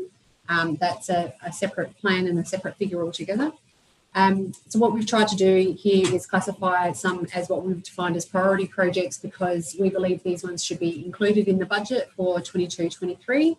And essentially, again, we've applied those category filters to enable us to define which ones are more business critical or attach the grant funding, council adopted program, etc., as indicated. So these are the ones that we've said we'll continue to work on, quite actively as the year sort of starts in 22-23. There's obviously some that are tied to grant funding, so again doesn't give us sort of much option but to continue with those ones because we've already got signed grants and agreements with regards to those. Whereas the secondary part of this list will talk about the work that we will still have on as an opportunity, but we're suggesting will not be directly or immediately funded in the 22-23 budget. But if there is any sort of further work or decision around those, they'll be brought back to council during the year. So again, if there's any kind of feedback or commentary around any individual ones in these. The other thing that we did take into account when we were formulating this priority list was also going back to our conversation with you from last month around our capacity to deliver. So we are working in a unique environment at the moment with regards to market pricing, market supply materials, and as was included in there, we are facing a massive spike that we haven't seen in the last 20 years with regards to material shortages and cost inputs of those materials. So we're trying to factor all of those sorts of things in terms of formulating this priority list, as well as understand that we have to deliver a renewal budget as well. So that's how this priority list has been formulated. Judy, could you just skip through? Thank you. And just to the next. Thank you. So the other projects that are being given consideration are around the or inclusion are the work in progress ones. So obviously there's these major projects and new and upgrade projects that we're not going to just stop delivering. We will continue delivering these, and these again will be included in the 22-23 budget as well. Next slide, Judy, sorry. So this section of the list is really for Council's view on the projects that we deprioritised or just pushed to an opportunities list to basically say these ones are ones that we'll keep front of mind. If the opportunity arises for us to either address them, whether it be because of funding opportunities or something else that's changed in the market or internally, then we will look to progress some of these things. And obviously we'll be communicating that with you as well with regards to any works that will happen and any potential funding that's associated with those, as we'll have to come back for those additional funds. So we'll bring those through to you for budget review or future decision at some point. But they're provided to you for information to know that we don't just sort of strike them out, forget them and not continue to have them on our radar. But we're just seeking more opportunities in this space to make sure that, it's the right time to deliver these projects when that opportunity may arise. And there's just a secondary list of that one. Thank you, Judy. So that's I suppose, the total new capital projects. I will just on Tom to see if you wanted to talk about anything with regards to project delivery. So could you go to the next slide, Judy, please? Next one to budget options. Oh, no, we haven't got that far. Yeah, sorry. Yeah, I'll pause there and then we can go back. Okay. So just to reiterate what Grace has said, and the presiding member, the challenges that we're facing at the minute is quite severe in regards to materiality, the cost of supplies, the cost of contractors, and the ability to deliver works. What we're experiencing at the minute is anywhere between 20 to 50% hikes in regards to materials and or providers. And that's starting to flow on. And naturally what we've got now is a 20 to 25% hike in petrol prices, which has still to hit us in regards to materiality and supplies. So the challenges before us are actually quite large in regards to delivery. And that's when the previous meeting I started to talk about capacity to deliver, and also is this the opportune moment to actually deliver capital works, because we're actually paying a premium for it now.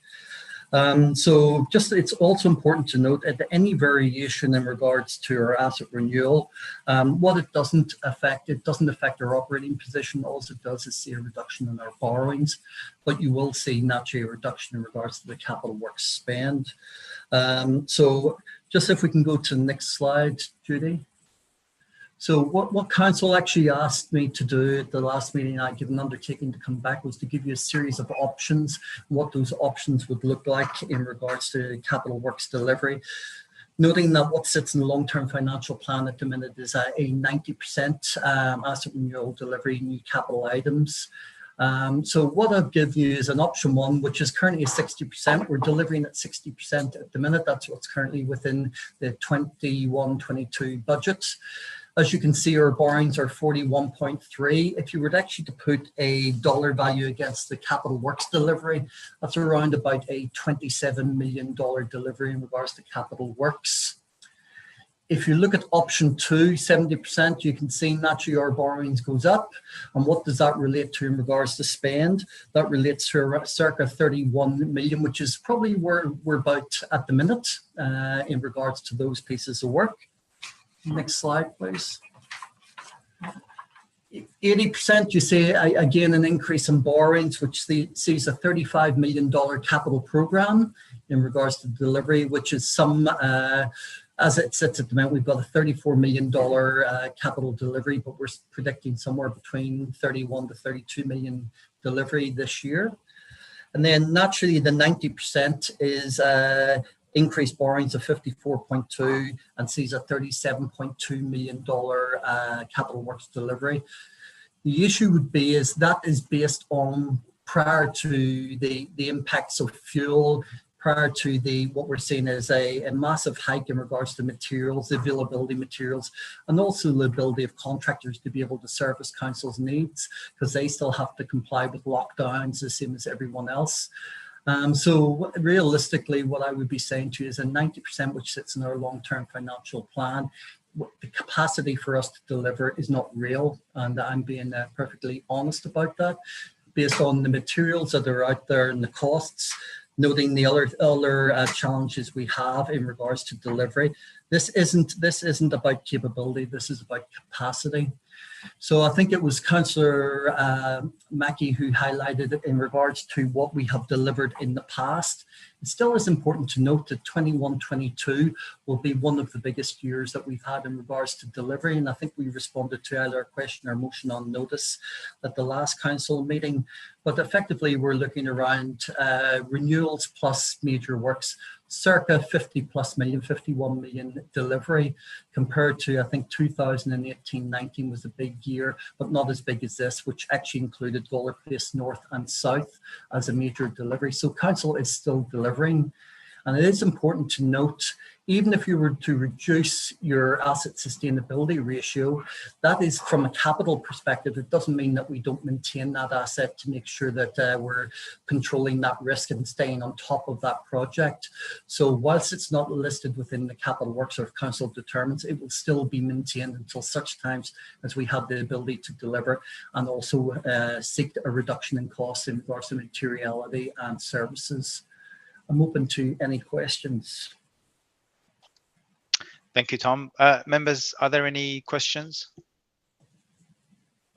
I don't see any hands up, Tom, so I'll throw it back to Grace. Thank you. Thank you. Sorry, Lord Mayor has a question. Lord Mayor does have a question. Sorry, Lord Mayor. Yeah, thank you. Sorry, I was madly trying to find my electronic hand. So when this goes out to consultation, Grace, those are the options in terms of percentage going out, the budget options going out as well?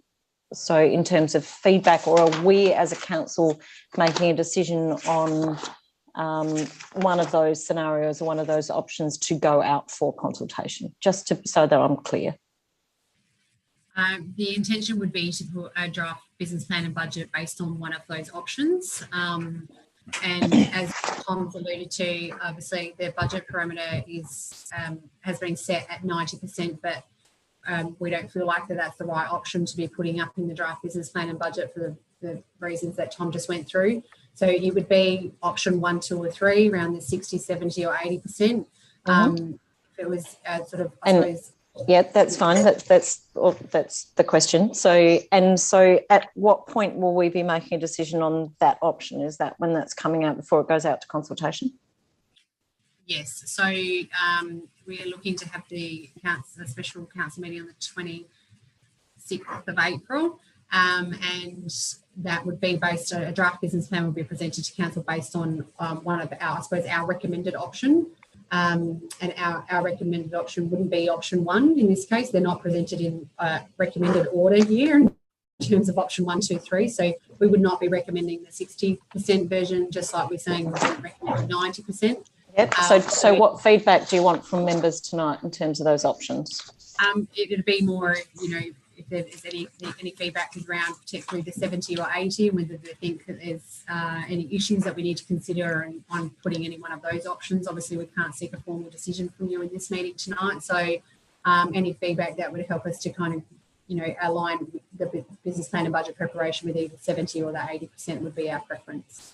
Okay, so understanding that, and there, unfortunately, Councillor Mackie seems to have left us, but we had a discussion at one of the council meetings around 80% of asset renewal delivery. So, and I guess the main thing that elected members have to be or have a very good level of comfort is that by looking at something like option 3, that we aren't going to fall short of any of our asset renewals that need to be done in terms of priorities.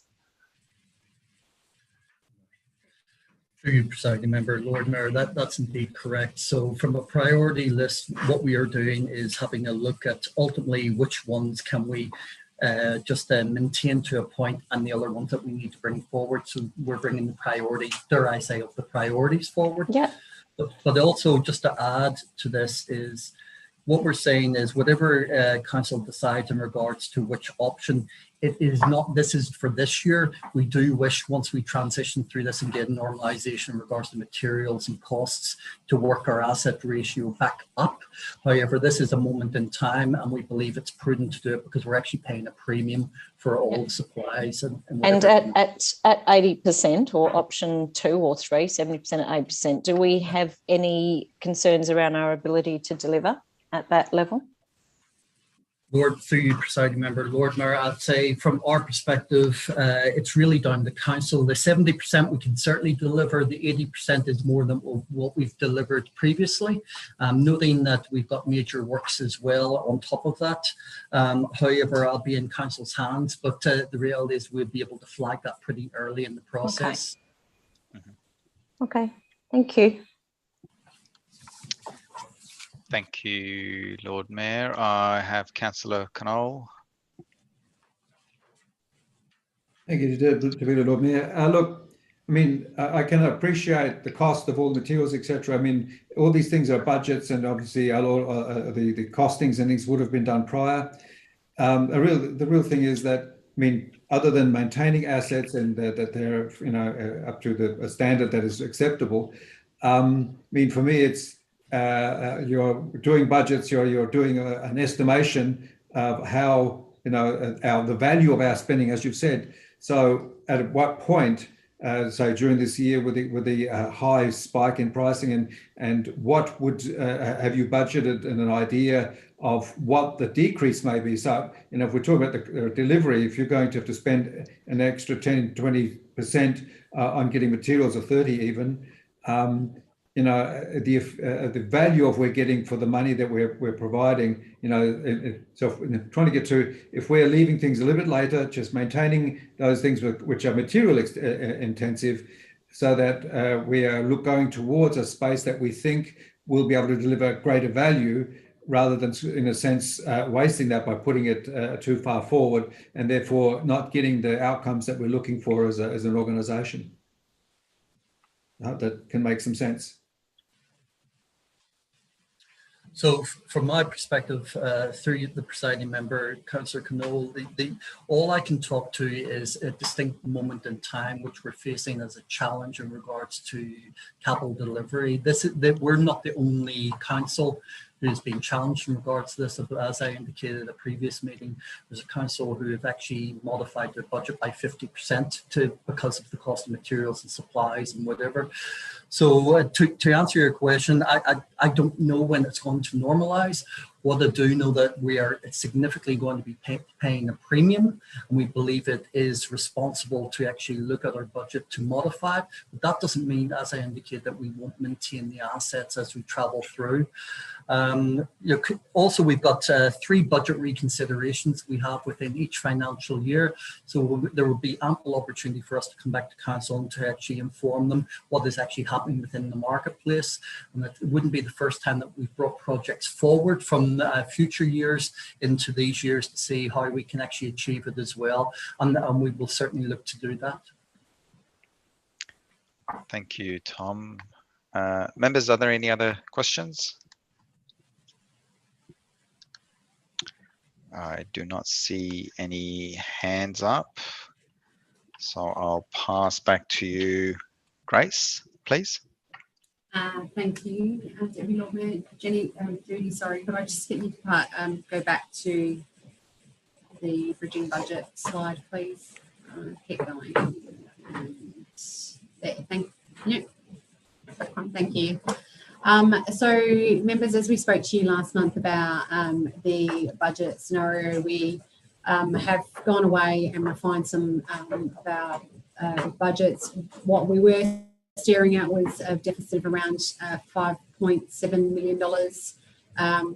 About a month ago, we've gone away and had a re-look at that and what that looks like in terms of our base budget.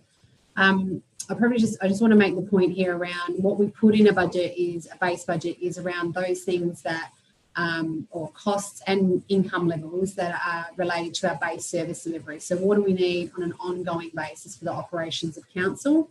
The base budgets aren't intended to pick up items that have a short-term or temporary effect. So when we are looking at certain items, we are looking at what is our normal position, what is our ongoing position, and that's what the budget is based on. And we do look at years of history and performance to help us inform that as well. So that's how the base budget is prepared. On a monthly basis, so council is aware, we do look at, we do monthly forecasting to look at how we're delivering against that performance, against budget. And that is a regular session between myself and the executive to make sure that we're constantly reviewing our performance against that position. And that forecast will look at anything that is of a temporary nature or a short-term nature, because there will always be swings and roundabouts in a year. And ideally, we're managing to that budget number still at the end of every year, but understanding that things change during the year, and that can work in a positive, as well as a negative sense. So the other piece I just wanted to remind council as well is that we were given a $4.7 million budget repair item in 21-22 budget, which we are 3/4 of the way achieving in the final budget review that we'll be delivering to you in April. We are projecting that we'll be achieving that 4.75 budget repair item to help us get to the $37,000 surplus that we have budgeted for this year. Again, it's worth noting that we do make timing and temporary savings throughout the year. They aren't necessarily handed up as a budget change. So if we get, a temporary saving because something came in cheaper than what we, originally had budgeted for, those things are the kinds of things that we'll manage through the forecast. And, again, it's that swings and roundabouts conversation around you get some positive movements in some areas, some negative movements in other areas. And our task is always to manage them within the approved base budget. But we are constantly looking at those things on an ongoing basis.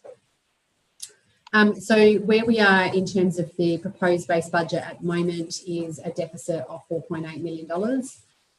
That, as I said, did reduce from the number that we proposed to you last month. And I'll go through that in terms of operating incomes and expenses in a bit more detail in the next couple of slides.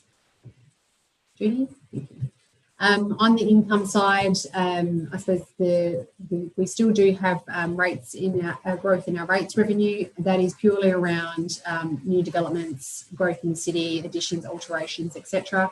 Obviously, we're working with the budget parameter that council has decided with regards to holding valuations and rate in the dollar. So there's no increase in rate revenue there due to rates growth at all, but only because of the growth in the city that we do capture. We try and estimate it as best as we can at this point in time, but we are constantly working on that number to try and capture as much growth as we can by the end of June. It is one of the reasons why we sort of delay holding the declaring the rates and the valuations right as late as we can in June, because the earlier we close our books in terms of valuations means we miss out on some of that growth revenue. So holding that open as much as we possibly can means we can capture as much of that growth in the relevant financial year. Otherwise, we actually miss out on it for a whole year. So we've estimated that growth this year to be the $1.5 million variance that you're seeing in that revenue space, in that rates revenue space. And again, that's with no increase in the rate and dollar and valuations. The estimates that we've put in with regards to increases around statutory and user charges, again, tie with the council parameter decision around increasing by CPI only, or in the statutory case, the statutory estimate is issued by State of 1.8%. And we've applied that to the statutory and user charges base. There will be obviously a separate consideration for council with regards to fees and charges come the May council meeting, and we'll see those fees and charges in more detail. Grant subsidies and contributions. This is a significant reduction of 1.1 million. This is because they do fluctuate. We receive grants and subsidies and contributions and things throughout the year because of certain activities that may be occurring or certain projects that may be underway. And at this point in time, the estimate we've got in there of the 5.1 million is for those known items. That number can change pretty much anywhere up to the 30th of June. Anytime that the state or feds decide to throw some money at us and we have signed agreements in place, we'll put those in the budget as best as we can. But essentially they are sort of, I suppose, the more non-reliable income items that we have that do fluctuate the most during from year to year. On the reimbursement side, we do have a reduction in relation to the reimbursements that is actually related to the insurance scheme, the LG insurance scheme around their distributions that have gone down. So we are expecting a decrease in that space. And on the commercial revenue side, we have included additional commercial revenue with regards to advertising. And there's also an improved ACMA results, as you would have seen in Jodie's slide before. The anticipated deficit decreased that ACMA is producing, and that is what you're seeing in that favourable movement on the commercial revenue side. So from an income perspective, everything is probably just slightly increasing and moving quite positive outside of the grant subsidies and contributions, i.e. those things that are pretty much out of our control. On the expenses side, we do have an increase anticipated, obviously, in the employee cost line. That is purely around indexation and the impact of the EA increases. One has a 2-year impact because we skipped a year. So there is, that is predominantly all in relation to the indexation allowed for in the EAs and across the 4 EAs. There are no new roles in there that haven't been funded out of savings with regards to materials or contractors. So there has only been an addition of sort of 3 temporary roles that have all been funded out of savings, ongoing savings. So that increase is purely just around indexation across the 4 EAs. In the materials space, we have had a change in the budget there. We have applied indexation where it's required. We also have applied some increases in areas that are identified where there's cost pressures. We've had a significant increase in one specific space with regards to sort of corporate software licenses. As we implement new systems, those new systems come with new cloud-based costs and ongoing licensing requirements. And those, again, are things that we've signed up to and we're now sort of enacting those agreements. So between those indexation being applied and those unavoidable cost pressures from the external side of things, that's the only reason that materials and contracts expense lines have changed. The finance costs are they're just changing just because of the relation to a change in the borrowing ceiling. So that's obviously a commensurate change. And the one main change that I really wanted to sort of talk through in a bit more detail tonight is around the depreciation impact, which was initially triggered from the revaluation that we had done in 2 of our asset categories as a part of the audit from the financial statements last year. So the depreciation impact of that reval ended up having this is projected to have a $4.7 million impact on our budget. And what it has done is just sort of, I suppose, raised further investigation from us in regards to that depreciation number. So I'll go through that in a bit more detail, but where that has landed us at the moment from a surplus or deficit position is rounding up to a $4.8 million deficit projected for next year. And you'll see that sorry, keep going. You see that the variation there is purely around that depreciation number. For all intents and purposes, we've kept the materials costs, employee costs, income and expenses basically balanced and trying to keep that balanced break-even budget. And with regards to the depreciation, though, it is an accounting entry that we have to deal with, and I'll explain that in a bit more detail on the next slide, please. Thank you. So with depreciation, it is very much a product of what sits in our asset registers. Our asset registers are used for 2 things. One is to calculate depreciation. The other one is to calculate value for our asset management plans. So the same source of information is producing, I suppose, 2 different numbers with regards to how our assets are declining in value due to wear and tear and just natural decline of the asset value versus what it's costing us to replace those assets from an asset management, asset renewal perspective. So as Tom would have sort of spoken to, and as our LTFP details, the value of our asset management plans are lower. They're sitting around that sort of low 40s, in the low $40 million mark, whereas our asset depreciation is now suggesting that we need to be lifting our budget to $57 million. In asset management and depreciation value, they should align a little bit better than what they do.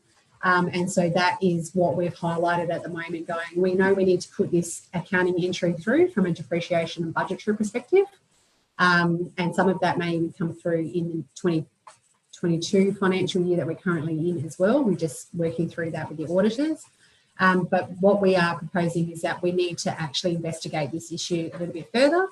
And so our action is really to understand what the information is that we're looking at and propose that Shreya give the advice and recommendation in regards to how the depreciation and AMPs should be lining up. And that is then given further consideration, obviously, through the Audit and Risk Committee, and that would provide a formal update to Council in regards to the outcomes of that investigation and the impact that it may have on the budget and obviously the long-term financial plan and asset management plan. So any adjustment in that space will be brought back to Council. So the idea is we're basically proposing the budget as it stands right now, but knowing that there is further work that we need to do, and we've identified what that work is. We have a clear plan on how we'll take that through in terms of Shreya and the Audit and Risk Committee, and bring it back to budget, bring it back to Council for further budget adjustments during the 22-23 financial year. So that's, I suppose, probably as much as I need to sort of go through from a base budget perspective. Tom has run through the options in regards to the different scenarios. Those scenarios, or we'll reiterate, are based on that base budget. The priority list that we spoke about in terms of the projects, capital projects, the new capital items, and obviously the different percentages from an asset renewal perspective. So just to kind of close out, Judy, can I just get you to skip through to the last slide? In the detailed agenda pack, we spoke about what the next steps were. So the consultation pack will be based on the draft budget that is presented to Council on the 26th. And it'll include the LTFP for context, and as well as the current rating policy for context, and the 2 business plans of the subsidiaries being ACMA and AIDA. They don't need formal consultation in their own right, those 4 documents, but we will be providing them to the public for consultation, or suggesting that we'll provide them to the public for consultation for context. So that way the community understands how we formulated our draft budget and how that sits in our longer term planning environments as well for the subsidiaries. So that is the next steps. So I will pass over back to you, Deputy Lord Mayor, to focus on any feedback around the key questions as highlighted at the start of the presentation. Thank you, Grace. Lord Mayor, sorry to keep you waiting. That is fine. I was waiting for Grace to draw breath.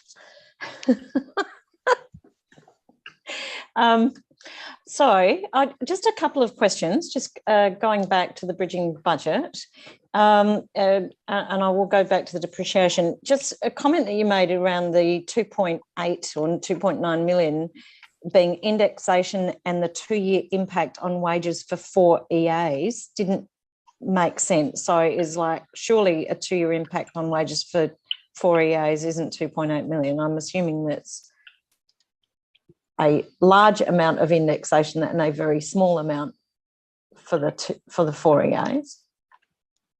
Over to you, Grace.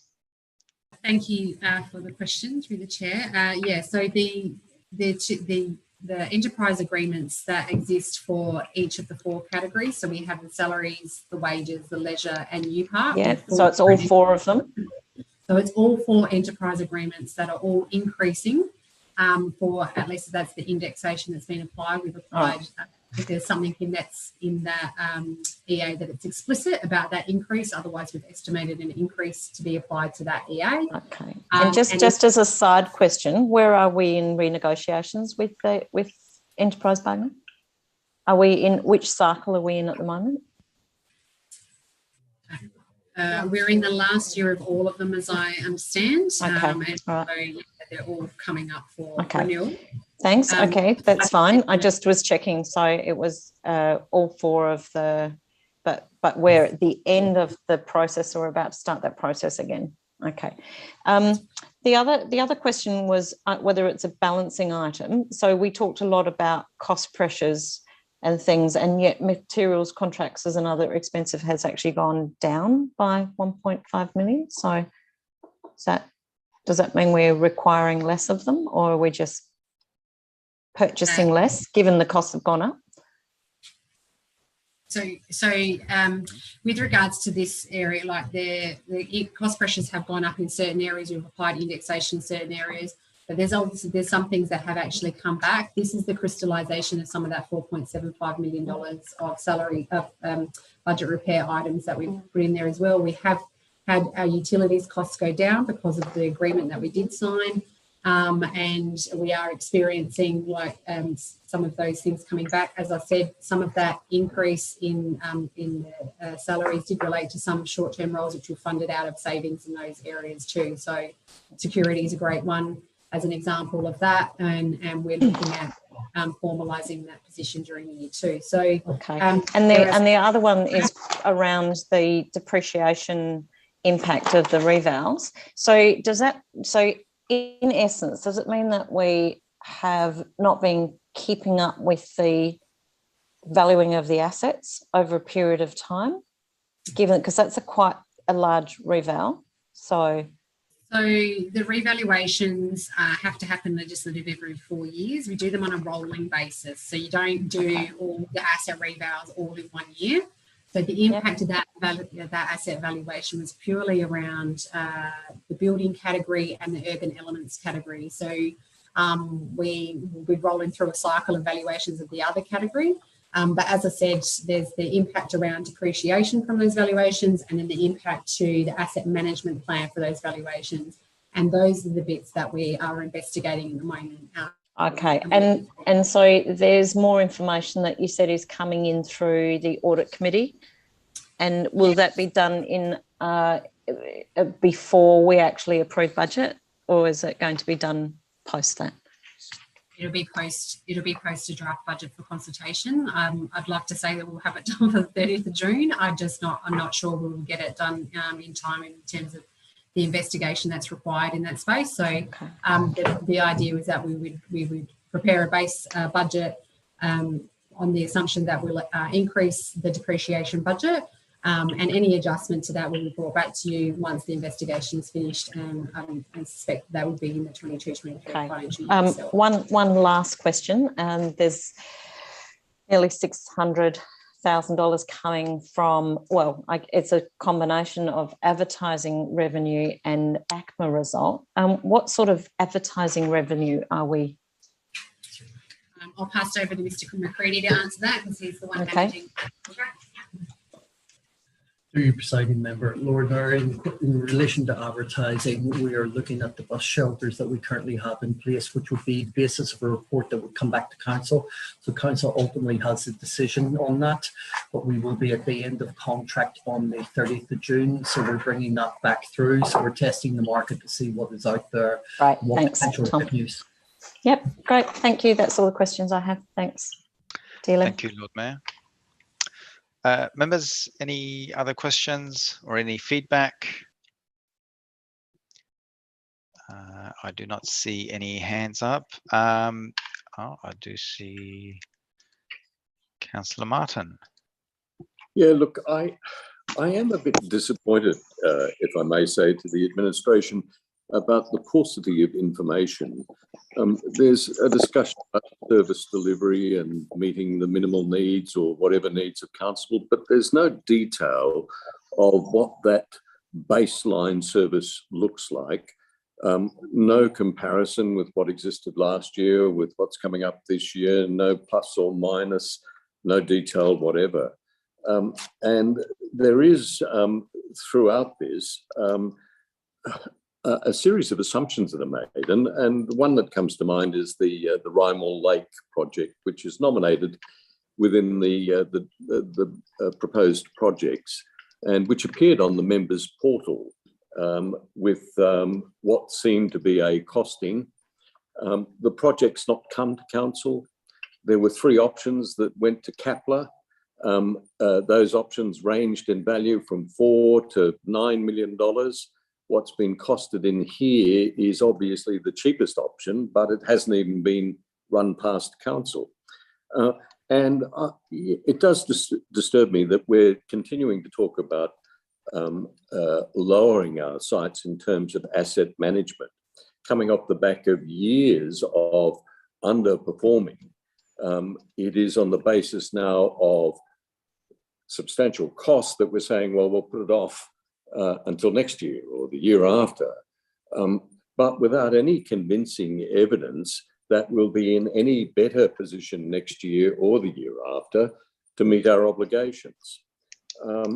I note there's no sharing of the long-term financial plan, and indeed no descriptions of the fundamental principles that are supposed to be part of this process, which we go to consultation with. It is, for me, a fairly opaque process. And I would ask the administration, and I don't rule out supporting the budget, but it would be nice to have details about what was the baseline of service, or what was the service provision at the beginning of last year, what is it this year, what is it proposed to be in the coming financial year for each of the categories. It would be nice to see, for example, what is the operating budget, that is the operating budget that the administration has responsibility for in relation to not only the payment of wages, but also the administrative structures that it supports. I'd love to see the long-term financial plan and what that looks like. Well before the end of March, prior to our special council meeting in April to approve it. And I'd like to know something about what we will actually be saying in the public consultation before I can sign off on that, about the processes that we've been through and about what service delivery looks like for ordinary ratepayers. So look, it is for me not quite the process I'd hoped for, And I would really appreciate the administration providing that kind of detail that would enable me to feel much more comfortable about it. Otherwise, it is an inadequate process from my point of view.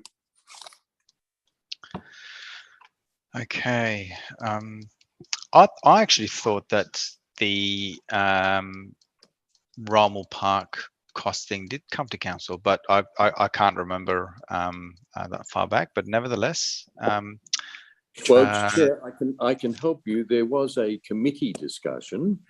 The more detailed discussion occurred at Kapla, at which the Lord Mayor presided, and included the costings.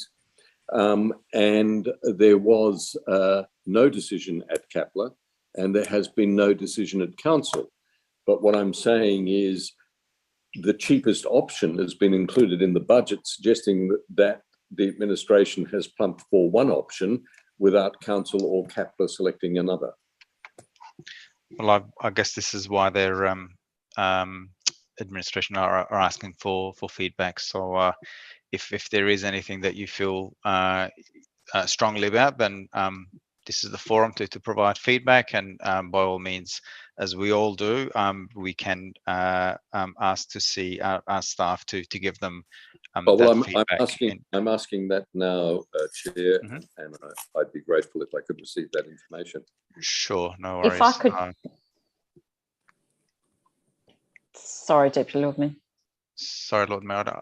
Yes, yeah, I've got you here. Yep. I was just going to ask members with respect to not abbreviate Caterpillar Parklands Authority to Kapla. Caterpillar is the Ghana name for green park or green space. And I do ask you respectfully to please not abbreviate Caterpillar any further. Thank you.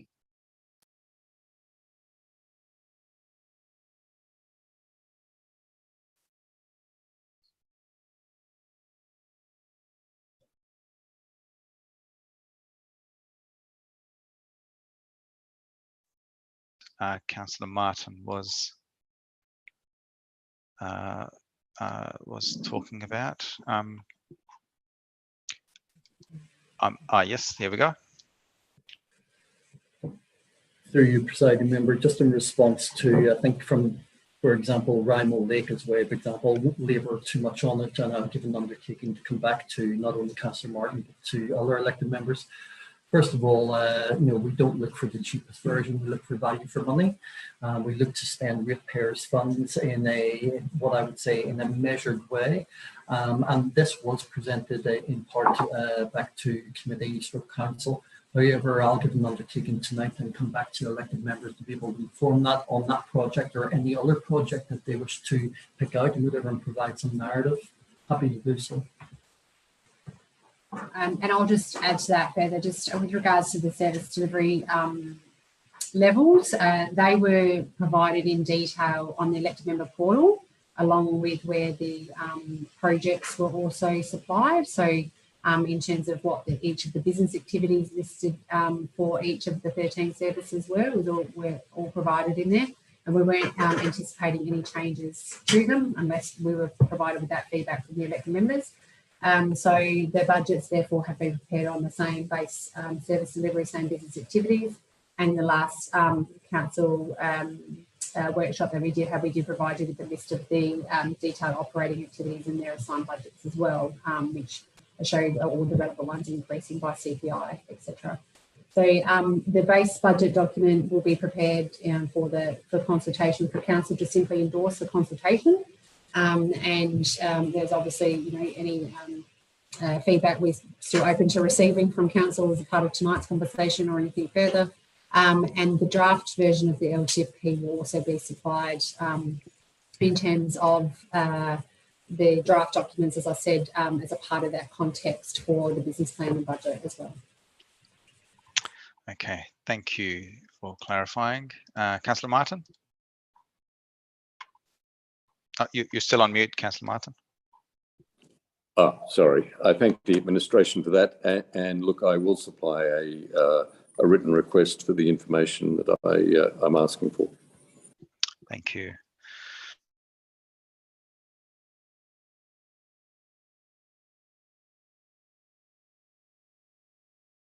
You're muted again, DLM. Thank you, Lord Mayor. So members, are there any other questions or is there any other feedback? I do not see any hands up. So members, just remember we do have 3 key questions here. If nothing jumps at you at the moment, can I suggest that you contact administration fairly soon and provide them with any questions or feedback that you do have. I've actually pulled out a few items myself, and so what I'll do is I'll take this offline because I'm keen to get into a bit of detail with a couple of those things. So members, if there is no other question, what I will do is Grace, do you have anything else to add there?